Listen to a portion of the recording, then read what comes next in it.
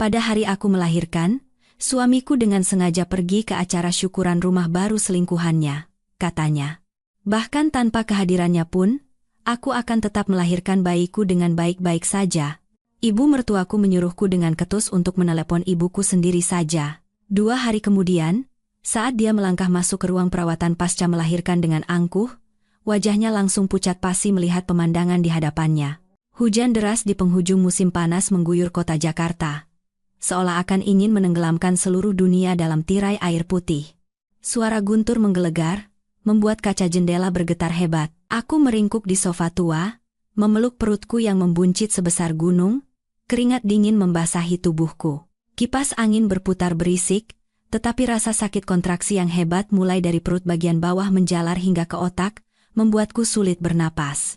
Kontraksi rahim yang teratur datang tanpa henti, sepertinya ini pertanda bayiku ingin keluar ke dunia 2 minggu lebih awal dari perkiraan.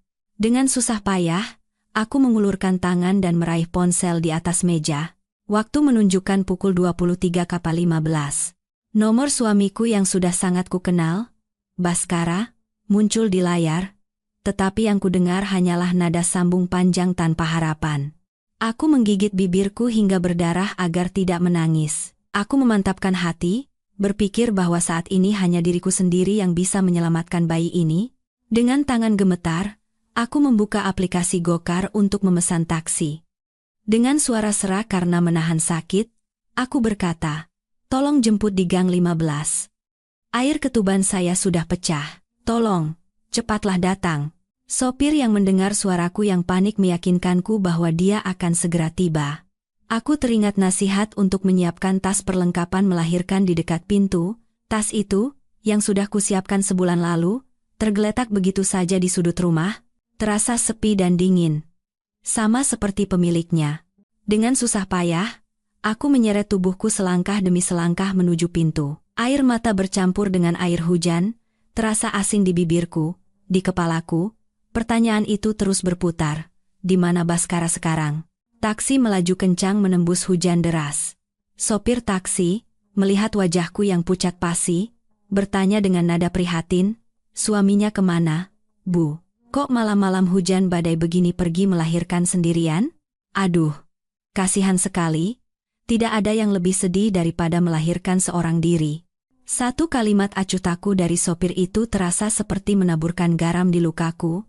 Aku hanya bisa memalingkan wajah keluar jendela. Lampu jalanan tampak kabur di antara air mataku. Dan tenggorokanku tercekat, tak bisa berkata apa-apa. Baskara bilang dia harus menjamu klien penting untuk sebuah kontrak besar perusahaan. Dia berjanji akan segera datang setelah urusannya selesai. Tapi sampai sekarang, tidak ada kabar sama sekali. Meski sudah larut malam, rumah sakit bersalin itu ramai oleh lalu lalang orang. Suara tangis bayi, panggilan keluarga, semuanya bercampur aduk menciptakan suasana yang riuh. Dengan bantuan perawat, aku dipindahkan ke ruang persiapan persalinan. Rasa sakit mencapai puncaknya, seolah tubuhku akan terbelah menjadi 2. Dokter jaga melihat rekam medisku, lalu mengerutkan kening. "Ibu punya riwayat tekanan darah rendah, janinnya juga besar dan posisinya kurang baik. Kita mungkin perlu memberikan suntikan epidural untuk persalinan normal, atau jika perlu, operasi CSR darurat. Wali ibu di mana? Tolong masuk untuk menandatangani surat persetujuan." Aku memandang sekeliling dinding putih. Di atas ranjang rumah sakit yang kosong, aku terbaring sendirian, rasa sedih dan takut menyelimuti hatiku. Dengan tangan gemetar, aku mengangkat ponsel. Dengan jari-jari yang basah oleh keringat, aku menelepon Baskara untuk yang ke-11 kalinya. Kali ini, seseorang menjawab begitu nada sambung berakhir, tetapi itu bukan suara berat suamiku yang kukenal. Terdengar suara wanita muda yang centil. "Halo, siapa ya? Mas Baskara lagi sibuk, nggak bisa angkat telepon." Jantungku serasa berhenti berdetak, rasa sakit fisik memudar di hadapan kebingungan yang luar biasa. Dengan sekuat tenaga, aku memaksa suaraku keluar. "Anda siapa? Suami saya di mana? Tolong berikan teleponnya. Saya akan segera melahirkan." Suara di seberang hening sejenak, lalu terdengar tawa yang provokatif. "Oh, Mbak Toh, Mas Baskara lagi mandi, siap-siap buat acara syukuran rumah baru kami, katanya. Mbak disuruh lahiran sendiri saja. Setelah melahirkan, disuruh baik-baik tanda tangan surat cerai dan jangan ganggu hari bahagianya. Setiap kata dari wanita asing itu menusuk jantungku seperti belati. Telingaku berdengung, aku tidak bisa percaya dengan apa yang kudengar. Syukuran rumah baru? Padahal aku dan dia masih tinggal di kontrakan sempit di sebuah gang, menghemat setiap rupiah untuk melunasi utang bank perusahaan. Bahkan sebelum aku bisa bereaksi, suara Baskara terdengar dari seberang telepon, begitu jelas seolah dia ada di depanku. Sinta, itu perempuan gak guna lagi, nggak usah diurusin, melahirkan pun harus pilih hari baik begini, merusak suasana saja. Cepat tutup teleponnya, kita pasang dupa sama-sama. Ponsel di tanganku jatuh ke atas ranjang. Layarnya masih menyala terang, tetapi hatiku tenggelam dalam kegelapan pekat. Rasa sakit kontraksi datang lagi dengan hebat. Air mata mengalir tanpa henti, bukan karena sakit fisik, melainkan karena kekejaman mengerikan dari pria yang pernah kusebut suami. Seorang perawat berlari menghampiriku melihatku terisak. Dia memegang tanganku dan mengguncangnya. "Ibu, tenang, Bu. Tekanan darah ibu turun terlalu cepat. Ini berbahaya bagi bayinya. Keluarga ibu di mana?" Dengan pandangan kabur karena air mata, aku menatap perawat itu dan menggelengkan kepala dengan putus asa. Tenggorokanku tercekat, tak bisa berkata-kata. Tepat pada saat itu, pintu ruang tunggu terbuka dengan kasar. Seorang wanita dengan rambut keabuan yang basah kuyup karena hujan masuk sambil membawa tas besar dan kecil di kedua tangannya. Dengan napas terengah-engah, dia berkata, "Rania, ibu datang untuk anak ibu. Itu adalah ibuku. Ibuku datang dari kampung di Jawa Tengah, menempuh ratusan kilometer menembus hujan dengan bus terakhir hanya untukku." Melihat ibuku, semua emosi yang kutahan meledak. Aku menangis meraung-raung seperti anak kecil. "Ibu. Sakit sekali. Baskara." Dia. Ibuku memelukku erat. Dengan tangannya yang kasar dan keriput, dia mengusap wajahku yang basah air mata. Tanpa bertanya apa-apa, dia hanya berbisik dengan suara serak, "Ibu tahu semuanya. Sekarang ibu di sini. Tidak apa-apa, anakku, ada ibu, semua akan baik-baik saja. Ayo kita berjuang bersama demi cucu ibu." Di ambang hidup dan mati itu, aku sadar. Satu-satunya hal di dunia ini yang tidak akan pernah mengkhianatiku adalah kasih seorang ibu. Tangisan pertama putraku yang menggema di ruang persalinan bagaikan alunan sihir yang menghapus semua rasa sakit dan sedihku. Dokter meletakkan bayi mungil yang merah dan berkerut di dadaku. Kehangatan tubuh kecilnya seolah mencairkan hatiku yang membeku. Aku menatap putraku, matanya terpejam erat, bibir mungilnya bergerak-gerak seolah mencari susu. Semua dendamku lenyap, yang tersisa hanyalah cinta tak terbatas untuk makhluk kecil ini. Di sampingku, ibuku menangis terharu sambil menggenggam tanganku erat. "Kamu hebat, nak, cucu ibu tampan sekali. Mirip sekali denganmu." Aku dipindahkan ke ruang pemulihan. Selama masa pemantauan, seluruh tubuhku terasa remuk, seolah baru saja melalui pertempuran hidup dan mati. Ibuku bergerak tanpa henti, membelikanku bubur, mengganti popok cucunya. Beliau tidak tidur sedetik pun, merawatku dan bayiku dengan penuh kasih. Sinar matahari pagi yang redup masuk melalui jendela. Ketika cahaya itu menyinari wajah ibuku yang lelah dan penuh kekhawatiran, hatiku terasa perih. Semalaman ponselku sunyi. Tidak ada satu pesan atau panggilan tak terjawab pun dari Baskara atau keluarganya. Sekitar pukul 9 pagi, setelah dokter baru saja selesai melakukan kunjungan, pintu kamar dibuka dengan kasar. Ibu mertuaku, Ibu Ratna, masuk dengan ekspresi angkuh. Dia mengenakan batik sutra yang rapi dan tangannya penuh dengan cincin emas. Penampilannya sangat kontras dengan ibuku yang tampak sederhana dan lelah. Dia tidak membawa apa-apa. Tidak ada bubur, susu formula, atau baju bayi. Dia masuk dengan tangan kosong seolah sedang berjalan-jalan. Begitu melihatku terbaring di ranjang, kata pertama yang keluar dari mulutnya bukanlah ucapan selamat, melainkan pertanyaan ketus. "Gimana? Sudah keluar? Laki-laki atau perempuan?" Ibuku, yang sedang menggendong bayi, sejenak tertegun oleh kata-kata besannya, lalu memaksakan senyum. "Besan sudah datang, Rania melahirkan anak laki-laki, beratnya 3,2 kilogram, sehat sekali." Mendengar kata anak laki-laki, mata Ibu Ratna berbinar seperti lampu mobil. Dia menghampiri ibuku dan hampir merebut bayi itu dengan kasar sambil berkata, "Aduh, cucu kesayanganku, syukurlah, syukurlah. Ini berkah untuk keluarga kita, penerus satu-satunya. Kalau saja yang lahir perempuan, sudah kuusir dia dari rumah." Aku terbaring di ranjang, mendengarkan ucapan jahat ibu mertuaku, perutku terasa mulas, seseorang serasa meremas jantungku. Dia memeriksa popok bayi itu dengan teliti seolah sedang membeli barang di pasar. Dan setelah yakin itu laki-laki, dia tersenyum lebar sambil menimang bayi itu. Anakku yang paling berharga, mirip sekali sama bapaknya. Hidung ini, bibir ini, tidak salah lagi. Dia terus memeluk cucunya, menganggap aku dan ibuku seolah tidak ada. Dia tidak bertanya sedikit pun betapa sakitnya aku, atau bagaimana aku melewati ambang kematian semalam. Ibuku, menahan amarah, berkata dengan hati-hati, "Besan, saya datang terburu-buru jadi tidak bawa banyak baju ganti. Bisakah Besan menjaga sebentar? Saya mau ke penginapan terdekat untuk mengambil barang-barang dan membeli popok serta susu formula." Mendengar itu, senyum di wajah Ibu Ratna lenyap seketika. Dia meletakkan bayi itu dengan kasar di boks bayi dan mengibaskan tangannya.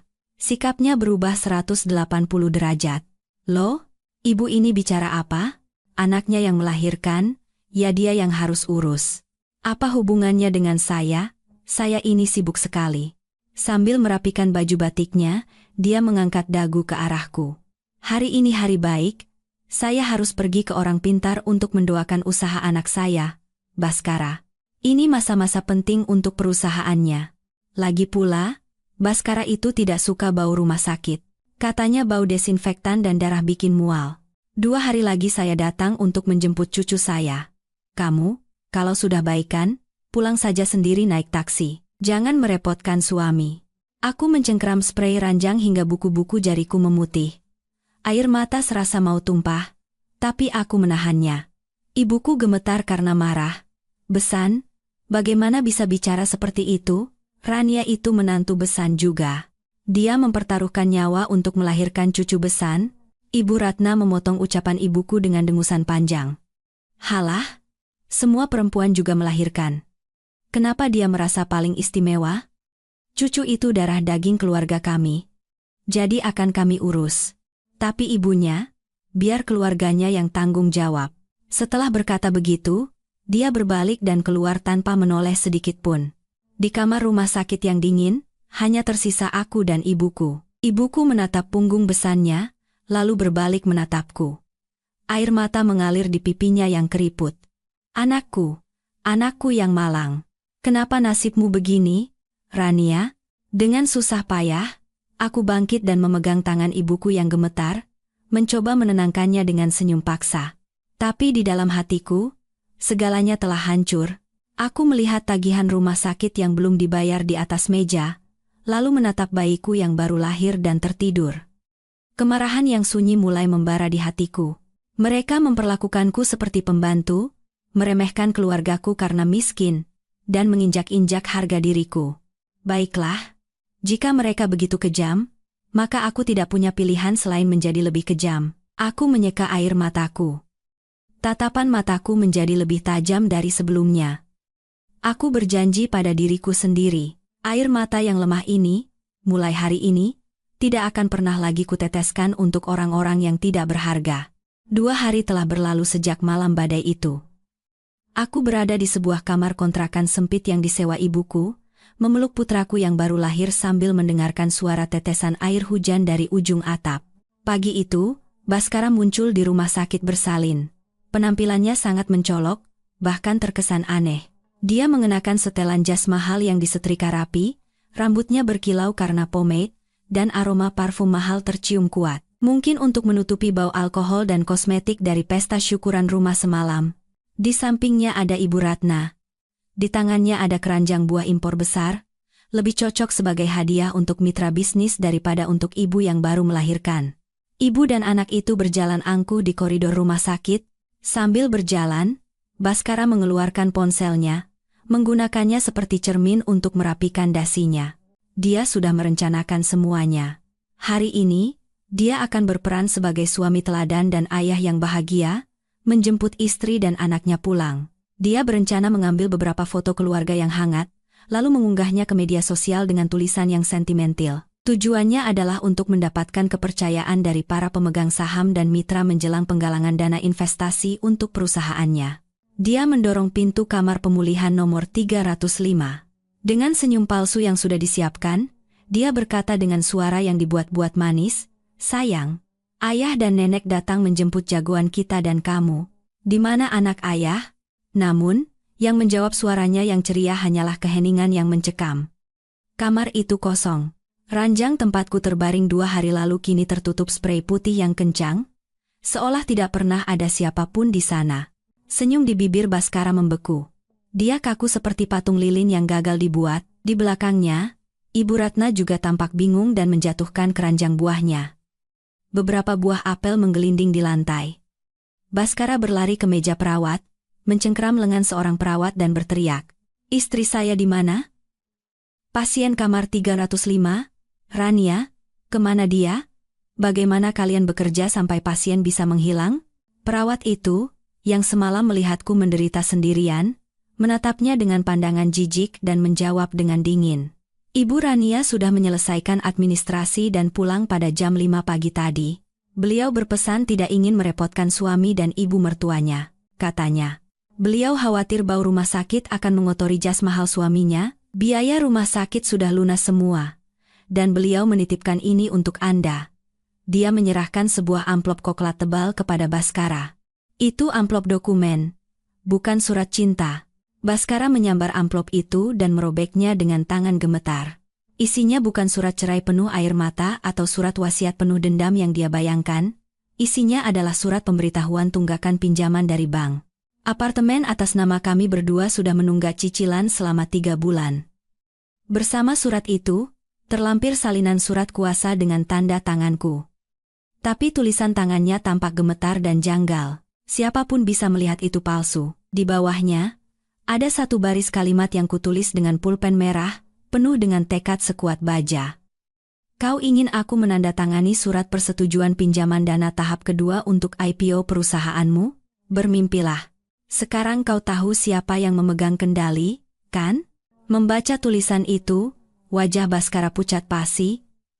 AC rumah sakit berhembus dingin, tetapi keringat dingin mengucur deras dari dahinya. Dia terhuyung beberapa langkah ke belakang dan bersandar di dinding yang dingin. Kertas di tangannya jatuh lemas ke lantai seperti daun kering. Pada saat yang sama, ponsel di sakunya berdering nyaring. Di layar tertera nama, Pak Tirtayasa, Ventura Capital. Nada dering itu terdengar mendesak, seperti vonis mati. Baskara buru-buru menjawab telepon. Suaranya bergetar seperti daun ditiup angin. "Halo, Pak Tirtayasa." "Ya, Pak, ya." "Istri saya. Istri saya sedang sedikit lelah." "Ya, sore ini pasti saya dapatkan tanda tangannya." "Jangan khawatir, Pak." Menutup telepon, Baskara menoleh ke ibunya. Matanya penuh ketakutan dan keputusasaan. Ibu Ratna sepertinya masih belum mengerti situasinya. Dia memungut apel yang jatuh di lantai, mengelapnya ke bajunya, dan bergumam, "Dasar perempuan tidak tahu diuntung. Pulang tanpa izin. Nanti di rumah harus diberi pelajaran." Tapi dia tidak tahu, menantu dari desa yang selalu diremehkannya baru saja melancarkan pukulan telak pada putranya.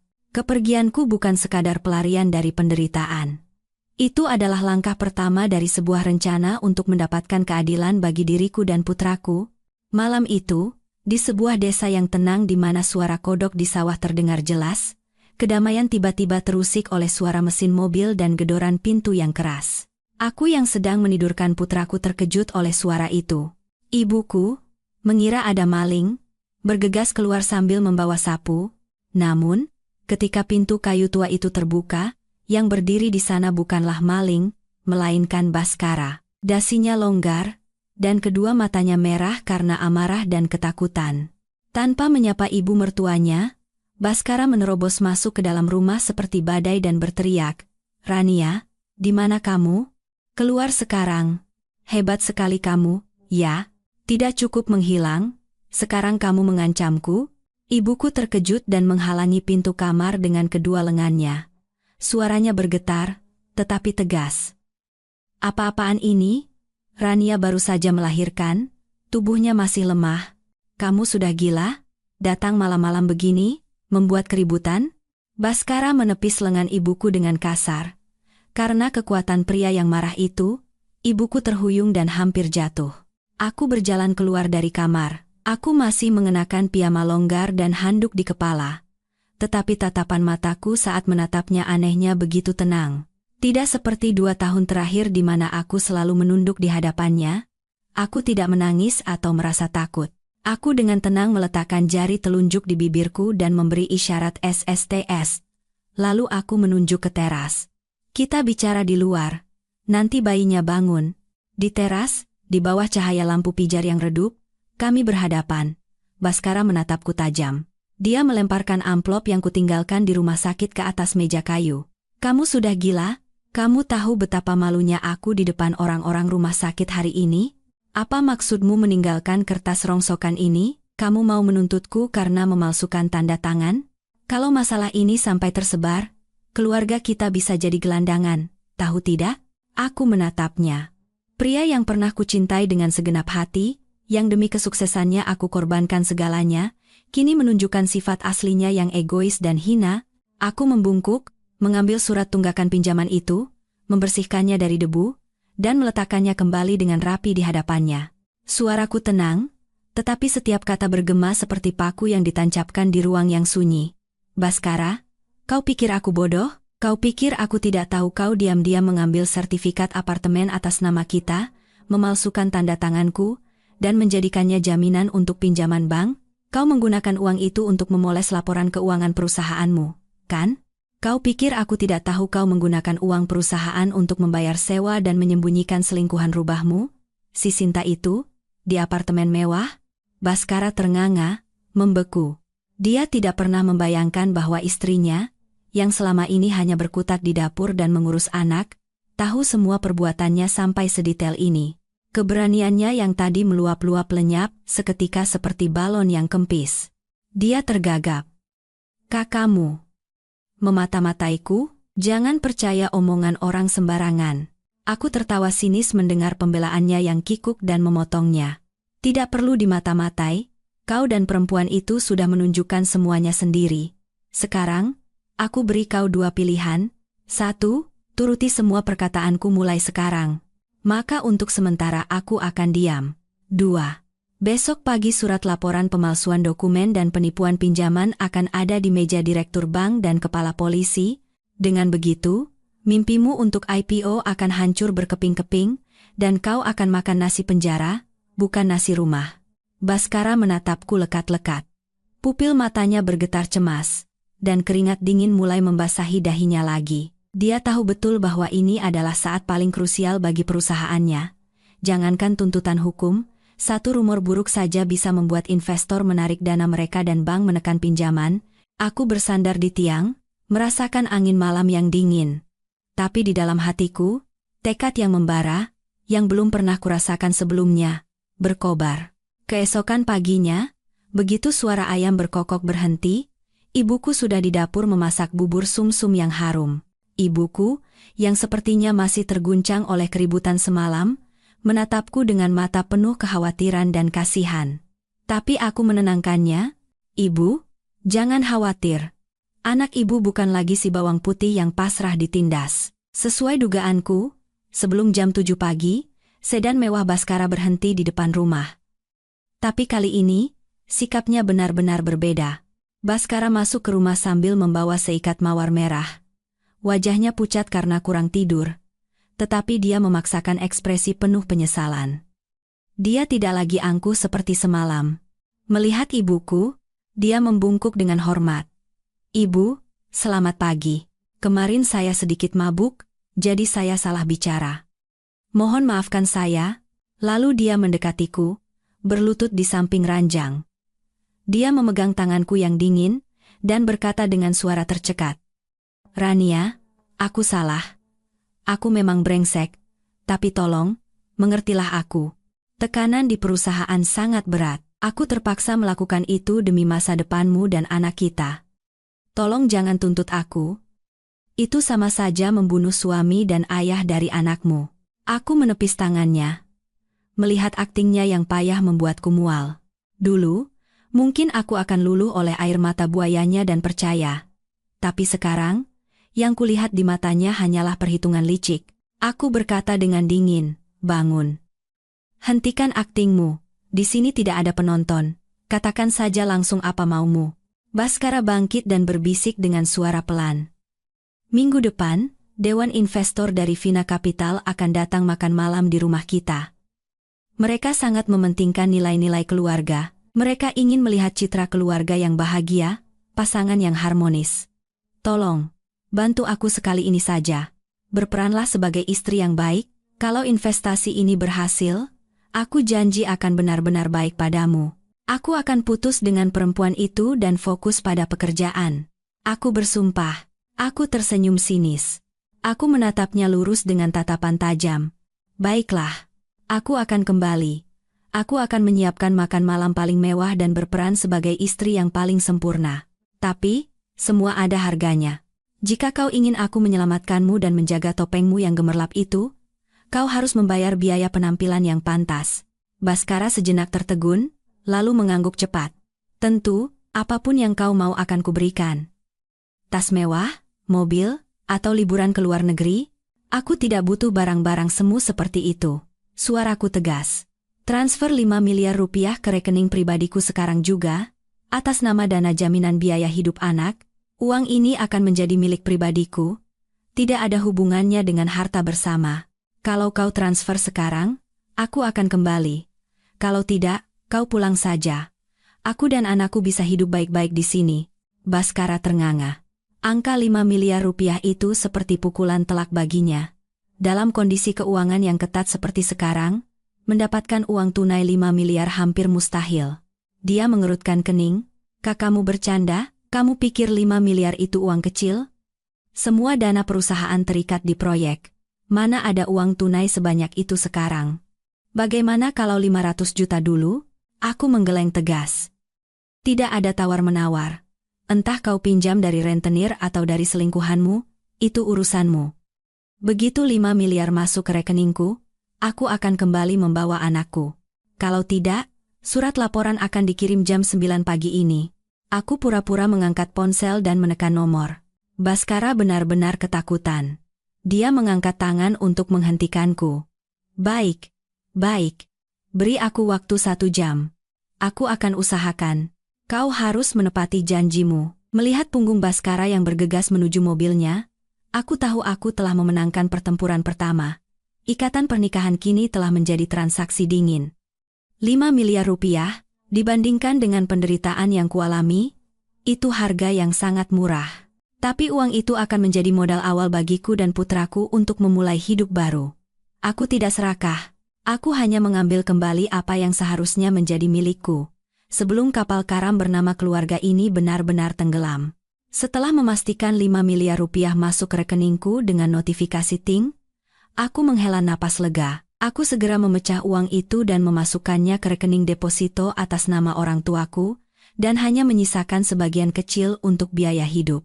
Sore itu, mobil Baskara datang lagi menjemputku dan putraku kembali ke rumah kami bersama. Tempat yang pernah menjadi sarang yang hangat, kini tak lebih dari sebuah penjara. Saat membuka pintu, bau dupa yang menyengat menusuk hidungku.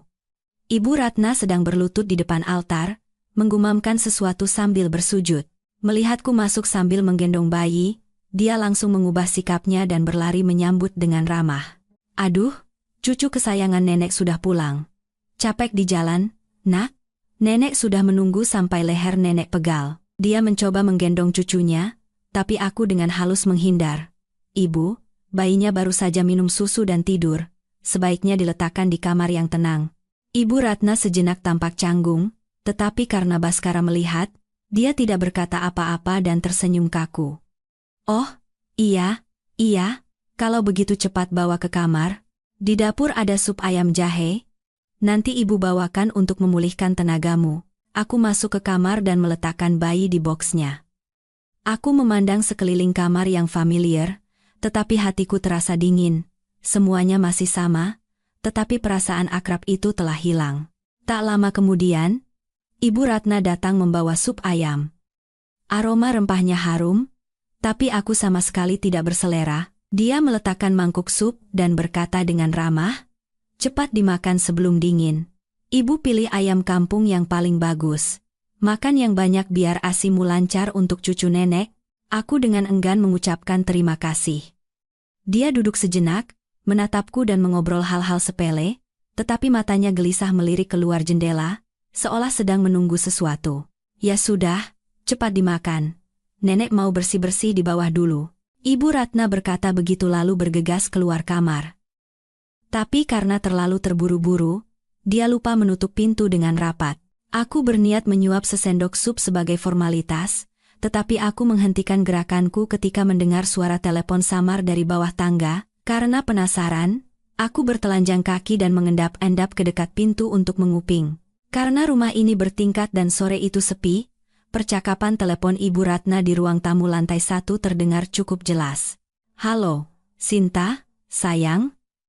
"Iya, ini Ibu." "Aduh, kasihan kamu hari ini ke rumah sakit sendirian." Si Baskara itu sibuk sekali. Istrinya baru saja pulang, jadi dia mungkin lagi sibuk berakting. "Iya? Jangan khawatir, Ibu anggap si Rania itu cuma pembantu. Nanti kalau urusan selesai dan cucu sudah besar, langsung kita usir." Dasar perempuan kampung, berani-beraninya mengincar posisi menantu di rumah ini. "Jelas tidak sebanding denganmu, kan?" Dia terkekeh. Suaranya manis dan menjilat, sangat berbeda dengan nada dinginnya saat berbicara denganku. "Iya, sabar sedikit ya.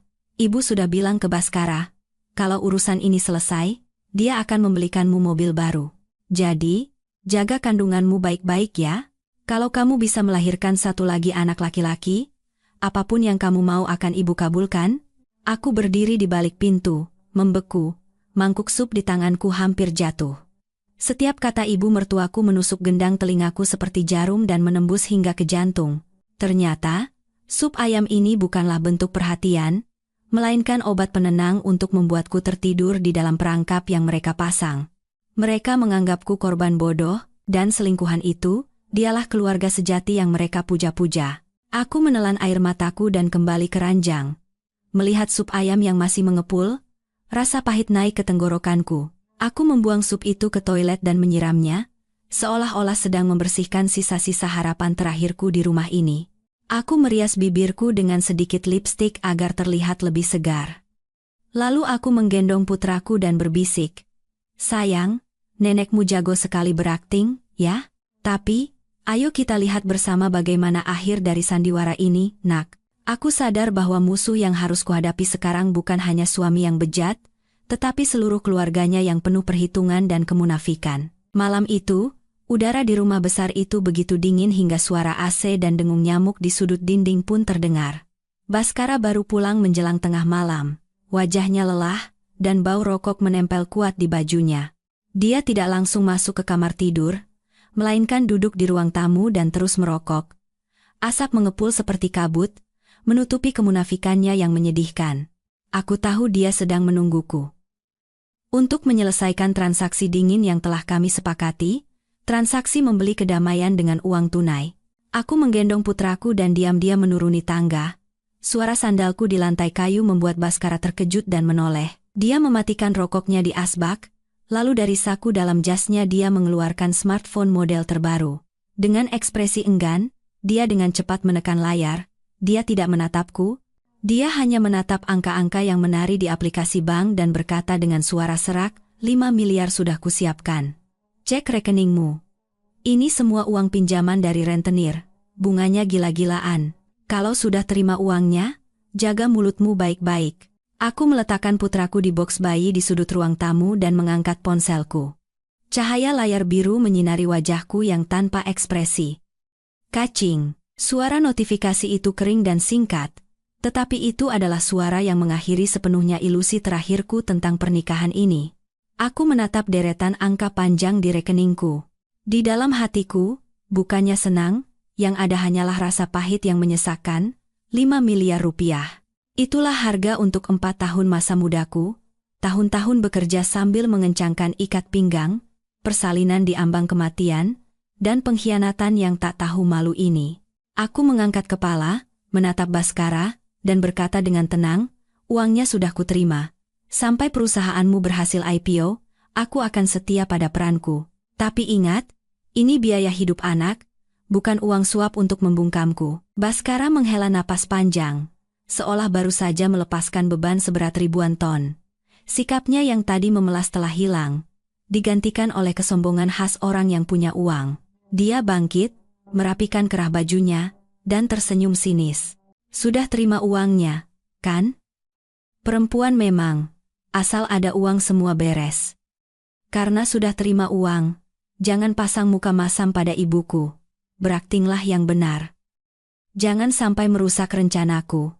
Setelah berkata begitu, dia langsung menuju kamar mandi, meninggalkan aku dan putraku sendirian di ruang tamu yang luas dan dingin. Malam itu, di bawah cahaya lampu redup, aku duduk dan melakukan serangkaian transfer melalui ponsel. Aku memecah 5 miliar rupiah itu, sebagian ku transfer ke rekening deposito atas nama orang tuaku di kampung sebagai uang bakti, sebagian lagi ku kirim ke rekening sepupuku yang ku percaya untuk dibelikan emas dan disimpan. Aku harus segera mendiversifikasi aset ini dan menjadikannya milik pribadiku yang sah sebelum terjadi hal-hal yang tidak diinginkan.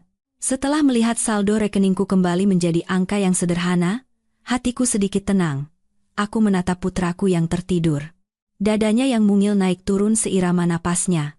Aku berjanji dalam hati, "Nak, dengan uang ini, ibu akan membangun benteng yang kokoh untukmu." Keesokan paginya, aku bangun pagi-pagi dan menyiapkan sarapan mewah seolah tidak terjadi apa-apa. Ketika Baskara dan Ibu Ratna duduk di meja makan, aku tersenyum, menyapa, dan menyajikan lauk pauk untuk mereka, memainkan peran sebagai istri yang baik dengan sempurna. Ibu Ratna tampak sangat puas melihatku patuh. Dia melirik Baskara seolah berkata, "Lihat, kan? Ku bilang juga apa, kasih uang saja pasti beres." Mereka tidak tahu. Senyum di bibirku bukanlah senyum kepatuhan, melainkan senyum seseorang yang dari atas panggung menyaksikan tarian para boneka. Aku sudah memegang kunci menuju pintu kebebasan. Dan aku akan menunggu dengan sabar sampai saat yang paling tepat tiba. Saat untuk meninggalkan neraka berlapis emas ini. Beberapa hari kemudian, Baskara mengirim pesan, memintaku membawakan bekal makan siang ke kantornya.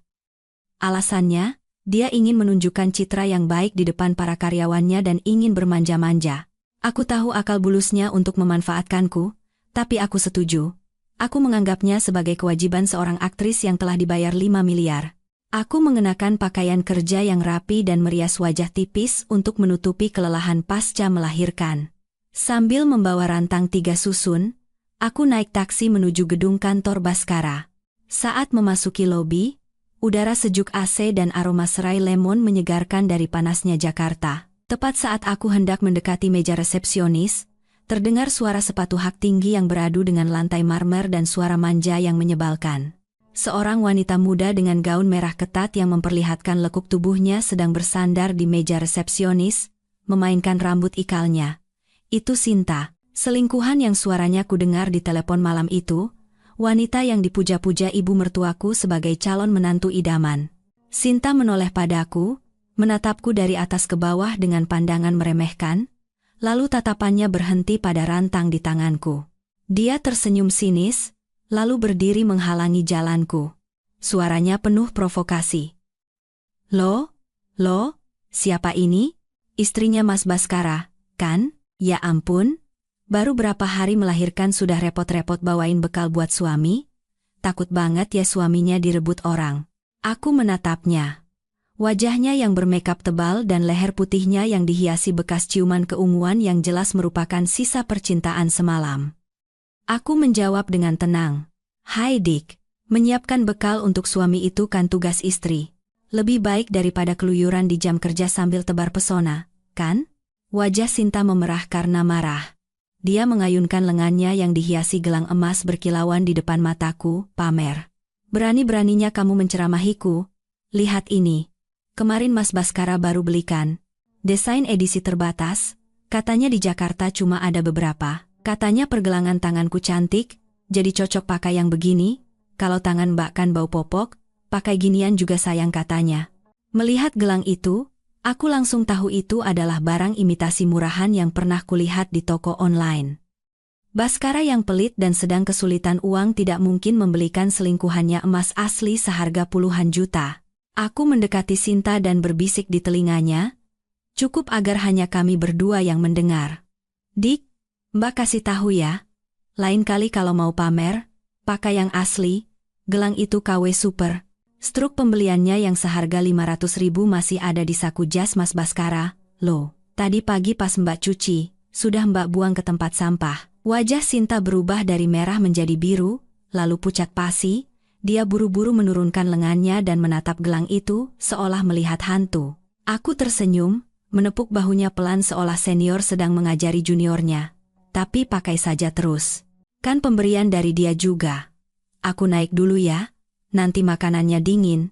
Aku melewatinya, berjalan dengan kepala tegak menuju lift, meninggalkannya yang membeku di tengah lobi, hanya bisa membuka tutup mulut. Para karyawan di sekitar mulai berbisik dan menunjuk ke arah Sinta. Karena malu, dia menunduk dan bergegas lari ke toilet. Di dalam lift, aku melihat pantulan diriku di cermin. Seorang wanita yang tidak lagi lemah dan patuh berdiri di sana. Aku sadar bahwa dalam pertarungan melawan orang-orang tak tahu malu ini, yang dibutuhkan bukanlah adu jotos atau caci maki, melainkan ketenangan dan perang psikologis yang langsung menargetkan kesombongan mereka. Di akhir pekan, rumah kami didekorasi dengan mewah untuk menyambut investor strategis yang sedang diincar Baskara, Pak Tirtayasa dan istrinya. Baskara memberiku instruksi detail, mulai dari pakaian, cara berjalan, bahkan dialog yang harus kami ucapkan untuk menunjukkan bahwa kami adalah pasangan bahagia. Sejak pagi-pagi sekali, aku sudah di dapur menyiapkan berbagai hidangan lezat. Berpikir dalam hati bahwa inilah makan malam seharga triliunan rupiah yang begitu diimpikan Baskara. Tepat pukul 7 malam. Bel pintu berbunyi. Baskara menyambut Pak Tirtayasa dan istrinya dengan senyum lebar. Pak Tirtayasa adalah seorang pria paruh baya yang berwibawa, khas kalangan atas. Istrinya, Ibu Widya, adalah seorang wanita dengan tatapan mata yang tajam dan cerdas di balik kacamata berbingkai emasnya.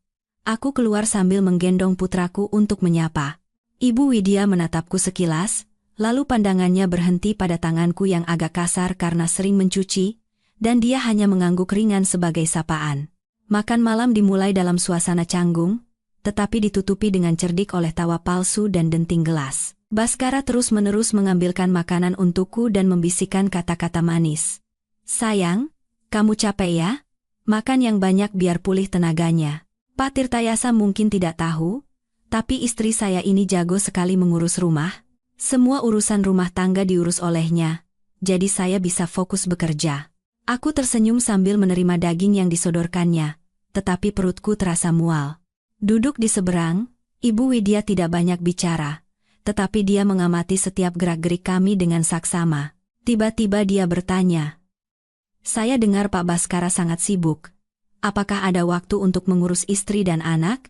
Setelah melahirkan, wanita biasanya sensitif, butuh perhatian lebih dari suami." Baskara dengan cepat menjawab, "Tentu saja, Bu. Sesibuk apapun, saya selalu berusaha pulang cepat untuk istri dan anak saya. Setiap akhir pekan kami pergi ke puncak untuk cari angin segar dan refreshing." Mendengar itu, aku sejenak berhenti. Tanganku yang sedang menyuapi bubur pada putraku sedikit gemetar. Puncak. Ya, dia sering ke puncak, tapi itu bersama Sinta, menuju apartemen mewahnya, bukan untuk mengajakku dan anakku. Aku berpura-pura tidak terjadi apa-apa dan dengan lembut ikut dalam percakapan. Iya, Mas Baskara memang perhatian sekali. Hanya saja karena terlalu sibuk, kadang suka lupa. Beberapa waktu lalu, dia membawakan bubur lobster untuk pemulihan saya, tapi dia lupa kalau anak kami alergi kerang-kerangan. Hampir saja seluruh tubuhnya bentol-bentol. Untung saya sadar duluan, jadi tidak terjadi apa-apa. Perkataanku itu seperti menyiramkan air dingin di tengah makan malam. Senyum di wajah Baskara membeku. Dia panik, wajahnya memerah, dan dia tergagap. Ah, waktu itu aku lagi pusing sekali, jadi lupa. Akhir-akhir ini banyak kerjaan, jadi sering pelupa. Pak Tirtayasa tertawa dan menganggapnya angin lalu, Tetapi Ibu Widya berbeda. Dia meletakkan sumpitnya dan menatap Baskara dengan tatapan menyelidik, lalu menatapku dengan tatapan penuh pengertian yang aneh. Ibu Widya berkata perlahan tapi penuh makna, pria membangun rumah, wanita membangun keluarga. Tapi keluarga itu harus hangat, agar pria bisa dengan tenang membangun rumah yang tinggi. Kalau fondasinya goyah, setinggi apapun rumah itu pasti akan runtuh. Benar begitu, kan, Pak Baskara? Baskara hanya bisa mengangguk, keringat dingin mulai mengalir di dahinya. Aku tahu bahwa Ibu Widya adalah orang yang cerdas dan sudah menyadari keretakan dalam sandiwara sempurna yang disutradarai Baskara.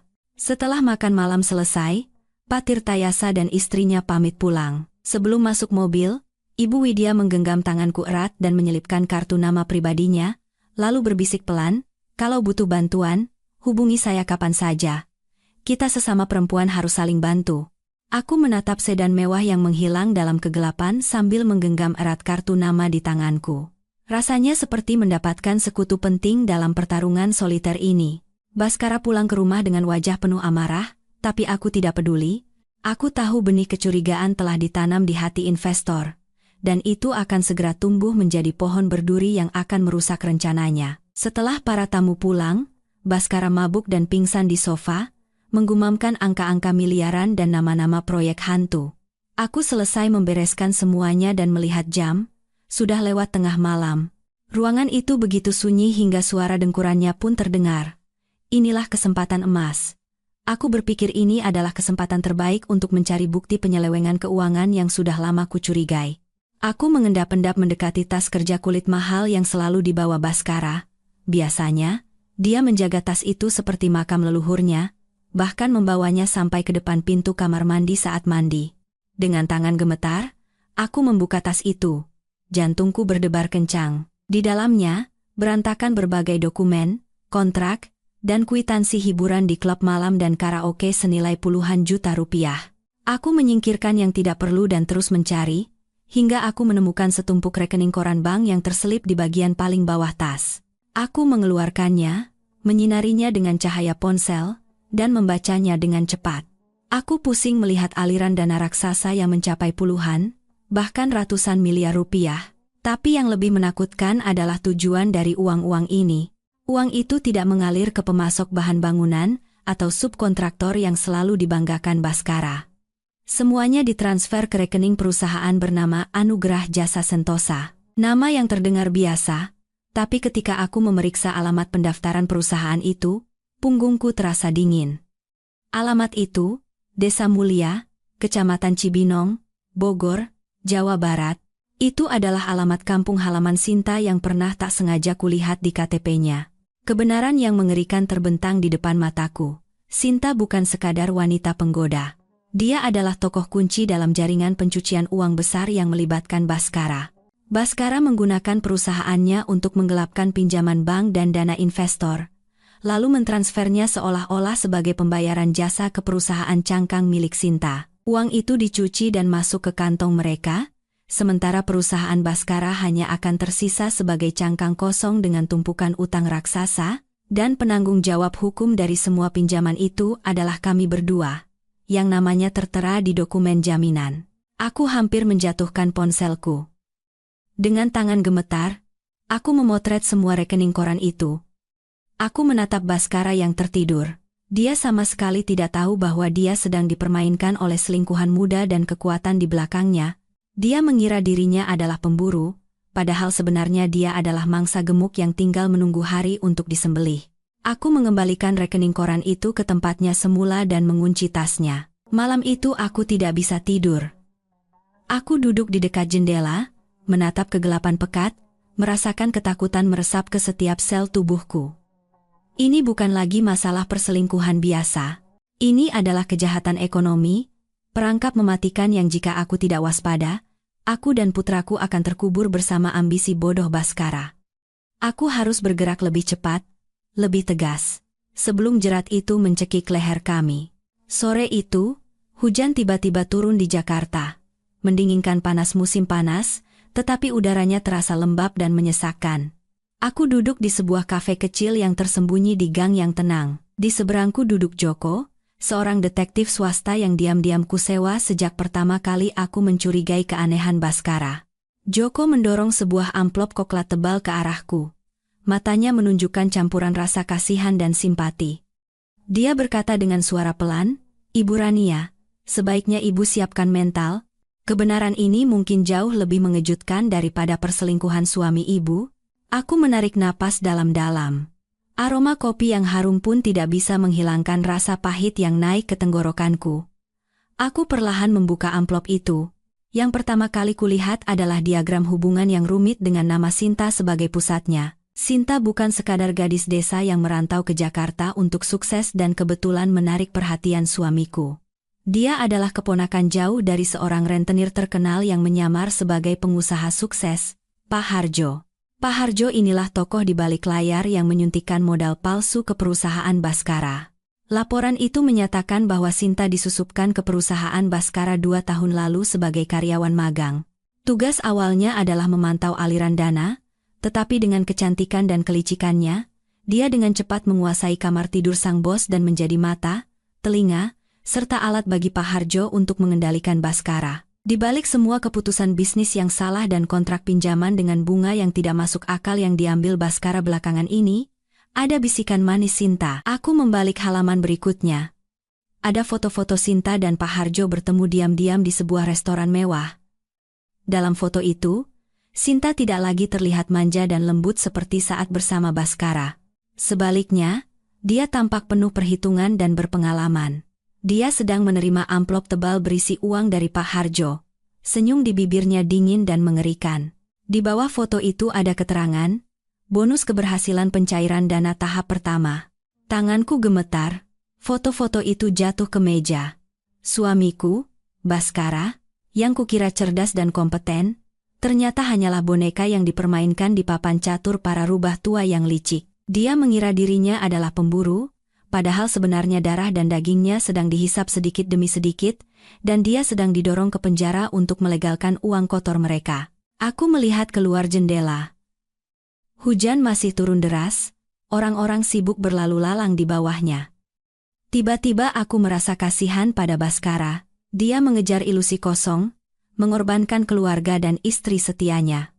Dan yang akhirnya dia dapatkan hanyalah dimanfaatkan dengan kejam. Tapi rasa kasihan itu segera terkubur oleh amarah, karena keserakahan dan nafsunya, dia sendiri yang membawa serigala masuk ke dalam rumah, membahayakan istri dan anaknya. Joko menatapku dan bertanya pelan, "Sekarang apa rencana ibu? Apakah masih perlu pengawasan lebih lanjut?" Aku mengangguk. Tatapan mataku kembali tajam. "Tolong selidiki lebih detail utang perusahaan Baskara, terutama yang terkait dengan Pak Harjo. Aku harus tahu seberapa erat jerat ini sudah mencekik." Saat meninggalkan kafe, aku berjalan menembus hujan. Aku berjanji dalam hati, jika Baskara terlalu bodoh untuk menyadari perangkapnya sendiri, maka aku akan menunggu dari luar saat perangkap itu menjeratnya, untuk melindungi apa yang menjadi hak anakku. Malam itu, saat aku sedang menidurkan putraku, ponsel di atas meja bergetar hebat. Notifikasi pesan baru dari nomor tak dikenal. Firasat buruk menyelimutiku, aku diam-diam meletakkan bayiku dan pergi ke balkon untuk membuka pesan itu. Yang kulihat adalah foto test pack dengan 2 garis jelas. Lalu foto USG dengan lingkaran merah di tulisan janin kembar. Di bawahnya, serangkaian foto kamar tidur yang vulgar, menunjukkan Baskara tertidur pulas di samping Sinta. Wajahnya penuh kepuasan yang menjijikkan. Pesan terakhir adalah kalimat yang provokatif dan sombong. "Mbak Rania, Mas Baskara bilang, dia sudah muak dengan bau badanmu yang asam. Aku mengandung anak kembarnya, laki-laki, tanda tangani saja surat cerai itu baik-baik, jangan sampai nanti dipermalukan dan diusir ke jalanan." Membaca setiap kata, darahku serasa mendidih. Aku menggenggam ponsel seolah ingin menghancurkannya. Dia tidak hanya merebut suamiku, tapi juga ingin menginjak-injak harga diriku dengan foto-foto kotor ini, membuatku marah dan membuat keributan. Dulu, mungkin aku akan berteriak, menangis, menelepon dan memakinya, atau bahkan menjambak rambutnya. Tapi sekarang, setelah melewati ambang kematian dan melihat wujud asli manusia-manusia rendahan ini, aku anehnya begitu tenang. Aku menarik napas dalam-dalam, membiarkan angin malam mendinginkan amarahku. Aku tahu Sinta tidak sabar ingin menjadi nyonya di rumah ini. Dia takut jika aku terus bertahan, rencananya dan Pak Harjo akan terganggu. Aku diam-diam menyimpan semua foto dan pesan itu di folder rahasia, mencadangkannya di cloud sebagai bukti, lalu aku membalas pesannya. Setiap kata penuh dengan sindiran tajam. Hai, Dick. Terima kasih sudah mengirim bukti perselingkuhan. Tadinya aku khawatir tidak punya cukup alasan untuk menuntut pembagian harta yang lebih besar di pengadilan. Kamu sudah menolongku. Oh ya, jaga kesehatan ya. Ibu hamil kalau malam-malam masih pakai otak liciknya, tidak baik buat janin. Coba cari tahu juga program bimbingan pramelahirkan di penjara. Fasilitas di sana sepertinya tidak sebagus apartemen mewahmu. Tidak ada AC yang sejuk. Setelah mengirim pesan itu, aku mematikan ponsel. Senyum pahit tersungging di bibirku.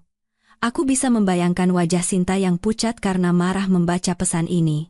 Dia pikir dia bisa mengancamku dengan anak, tapi dia salah. Aku bukan lagi wanita yang bergantung pada suami. Aku adalah seorang ibu yang melindungi anaknya. Dan sekarang, Baskara dan Sinta hanyalah rintangan yang harus disingkirkan dari jalanku untuk mendapatkan kedamaian. Aku kembali ke kamar tidur. Baskara belum pulang. Mungkin sekarang dia sedang berada di sisi Sinta, berbagi kebahagiaan atas bayi kembar palsu itu. Aku menyelimuti putraku dan mengecup keningnya dengan lembut. Nak, ibu tidak akan membiarkan siapapun menyakitimu. Baik itu ayahmu, maupun wanita jahat itu. Perang ini akan dimenangkan dengan kepala dingin, bukan dengan hati panas wanita yang buta karena cemburu.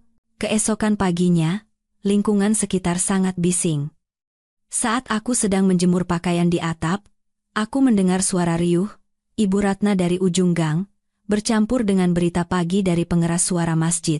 Dia berdiri di antara ibu-ibu kompleks yang baru pulang dari pasar, bercerita dengan semangat sambil menggerak-gerakkan tangan. Aduh, rumah ini juga sebentar lagi mau dirobohkan. Dibangun gedung.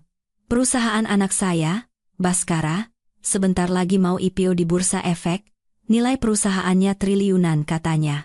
Nanti saya tinggal duduk manis di atas tumpukan uang. Buat apa tinggal di rumah butut begini? Ibu-ibu yang penasaran berkumpul dan bertanya ini itu. Ibu Ratna semakin bersemangat dan meninggikan suaranya, dan menantu kampung itu juga sebentar lagi mau saya usir. Sudah tua, jelek, kelakuannya juga menyebalkan. Anak saya sudah dapat istri baru yang muda dan cantik, dari keluarga terpandang, dan lagi hamil anak kembar laki-laki pula. Berkah keluarga kami ini melimpah ruah. Tawa kerasnya menggema di gang kecil itu. Aku yang mendengarnya saja merasa malu. Dia tidak tahu bahwa dinding punya telinga, dan kesombongannya yang bodoh ini akan membawa bencana apa. Sesuai dugaanku, gosip bahwa Baskara akan segera menjadi miliarder tetapi akan menceraikan istrinya dan menggelapkan harta dengan cepat menyebar. Saat makan siang, ketika Baskara pulang dengan wajah lelah, ponselnya berdering tanpa henti. Itu adalah para kreditor kecil yang pernah meminjamkannya uang puluhan juta. Mereka ketakutan setelah mendengar gosip bahwa dia akan kabur tanpa membayar utang dan menagih uang mereka sekarang juga. Halo, Pak Budi? Tidak, Pak. Gosip dari mana itu? Usaha saya lancar kok. Ibu saya cuma asal bicara. Beri saya waktu beberapa hari lagi. Baskara berkeringat deras sambil menerima telepon. Tangannya yang gemetar bahkan tidak bisa menyuap nasi dengan benar. Dia menutup telepon dan berteriak pada Ibu Ratna yang sedang asyik makan paha ayam. Ibu? Ibu bicara omong kosong apalagi di pasar? Gara-gara ibu saya bisa bangkrut, para kreditor dengar ibu pamer kalau saya mau ceraikan istri dan bawa lari harta. Sekarang mereka semua panik mau tarik uangnya. Ibu Ratna meletakkan paha ayamnya dengan ekspresi bingung dan membantah. Ibu salah apa? Ibu kan cuma bilang kamu sebentar lagi jadi orang kaya dan nasibmu berubah. Mereka itu cuma iri, makanya nagih utang. Kenapa jadi salah ibu? Baskara memukul meja dengan keras hingga mangkuk sayur tumpah. Wajahnya pucat karena marah. Ibu, tolong diam. Jangankan jadi kaya, sekarang saya bisa bangkrut. Mulai sekarang jangan bicara apa-apa lagi di luar. Kalau tidak, kita semua bisa jadi gelandangan. Dimarahi habis-habisan oleh anaknya di depan menantunya, harga diri Ibu Ratna terluka. Wajahnya memerah dan dia masuk ke kamar sambil menggerutu. Hebat, hebat sekali. Baru mau kaya sedikit sudah berani sama ibu, padahal aku bicara begitu kan demi kebaikanmu. Dasar anak durhaka, Dia membanting pintu, tapi aku tahu dia akan menelepon Sinta di dalam kamar untuk mengadu. Sekarang di matanya, hanya Sinta yang bijaksana, sementara aku dan Baskara adalah anak-anak yang tidak tahu diuntung. Aku diam-diam makan sambil menatap Baskara yang putus asa dan menjambak rambutnya. Ketidaktahuan dan kesombongan ibu mertuaku telah menjadi sumbu yang menyulut gudang mesiu tempat Baskara duduk. Aku tidak perlu melakukan apa-apa, konflik internal dan khayalan mereka akan menghancurkan diri mereka sendiri. Aku mengambilkan lauk untuk Baskara dan berkata dengan suara yang anehnya tenang, "Makan yang banyak biar ada tenaga buat bayar utang. Ibu kan begitu juga karena ingin kamu sukses dan bisa pamer ke orang lain." Baskara menatapku dengan mata yang lesu dan lelah, tapi dia tidak tahu bahwa kehancuran ini barulah permulaan. Sore harinya, saat Baskara pergi untuk mengatasi para kreditor yang berkumpul di depan kantornya, aku membersihkan ruang kerjanya. Biasanya, Baskara sangat melarang orang lain masuk ke ruangan ini dan selalu menguncinya. Tapi hari ini, karena panik oleh telepon tagihan utang, dia lupa menguncinya. Aku masuk ke ruangan yang pengap karena asap rokok. Dokumen-dokumen berserakan, menunjukkan keadaan pikiran pemiliknya yang kacau. Tadinya aku hanya berniat membersihkan seadanya. Tapi mataku tertuju pada celah kecil antara rak buku dan dinding. Sebuah map biru terselip di sana, sepertinya terjatuh atau sengaja disembunyikan dengan tergesa-gesa. Karena penasaran, aku mengambil map itu dan membersihkannya dari debu. Tulisan polis asuransi jiwa yang dicetak tebal di sampulnya membuatku mengerutkan kening. Baskara tidak pernah bilang dia punya asuransi, apalagi di saat ekonomi sulit seperti ini. Aku membuka polis itu dan hampir berteriak melihat angka yang tertera di kolom uang pertanggungan, 20 miliar rupiah. Jumlah yang sangat besar, cukup untuk melunasi semua utang Baskara dan masih bersisa banyak. Tapi bukan uang pertanggungan yang membuat punggungku merinding dan bulu kuduku berdiri, melainkan kolom penerima manfaat. Di sana, tidak ada namaku, nama putraku, atau bahkan nama Ibu Ratna. Yang tertera adalah nama perusahaan cangkang lain milik Pak Harjo yang diperingatkan oleh detektif, Cahaya Investama Sejahtera. Aku membaca klausulnya dengan teliti. Kontrak ini dibuat 3 bulan lalu dengan premi yang sangat tinggi. Terutama ada klausul khusus yang menyatakan bahwa jika tertanggung meninggal karena kecelakaan, uang pertanggungan akan dibayarkan 2 kali lipat. Tanganku bergetar seperti daun ditiup angin. Polis itu jatuh ke lantai. Mengapa Baskara mengambil asuransi sebesar ini dan menunjuk perusahaan Pak Harjo sebagai penerima manfaat? Skenario mengerikan terbayang jelas di kepalaku seperti film horor. Pak Harjo dan Sinta tidak hanya berniat memanfaatkan Baskara untuk mencuci uang atau merebut perusahaannya. Mereka menyiapkan akhir yang jauh lebih kejam. Ketika perusahaan Baskara bangkrut atau nilai gunanya habis, akan terjadi sebuah kecelakaan. Baskara akan mati, membawa semua rahasia pencucian uang ke liang lahat, dan Pak Harjo akan dengan tenang menerima uang pertanggungan raksasa untuk menutupi investasi mereka.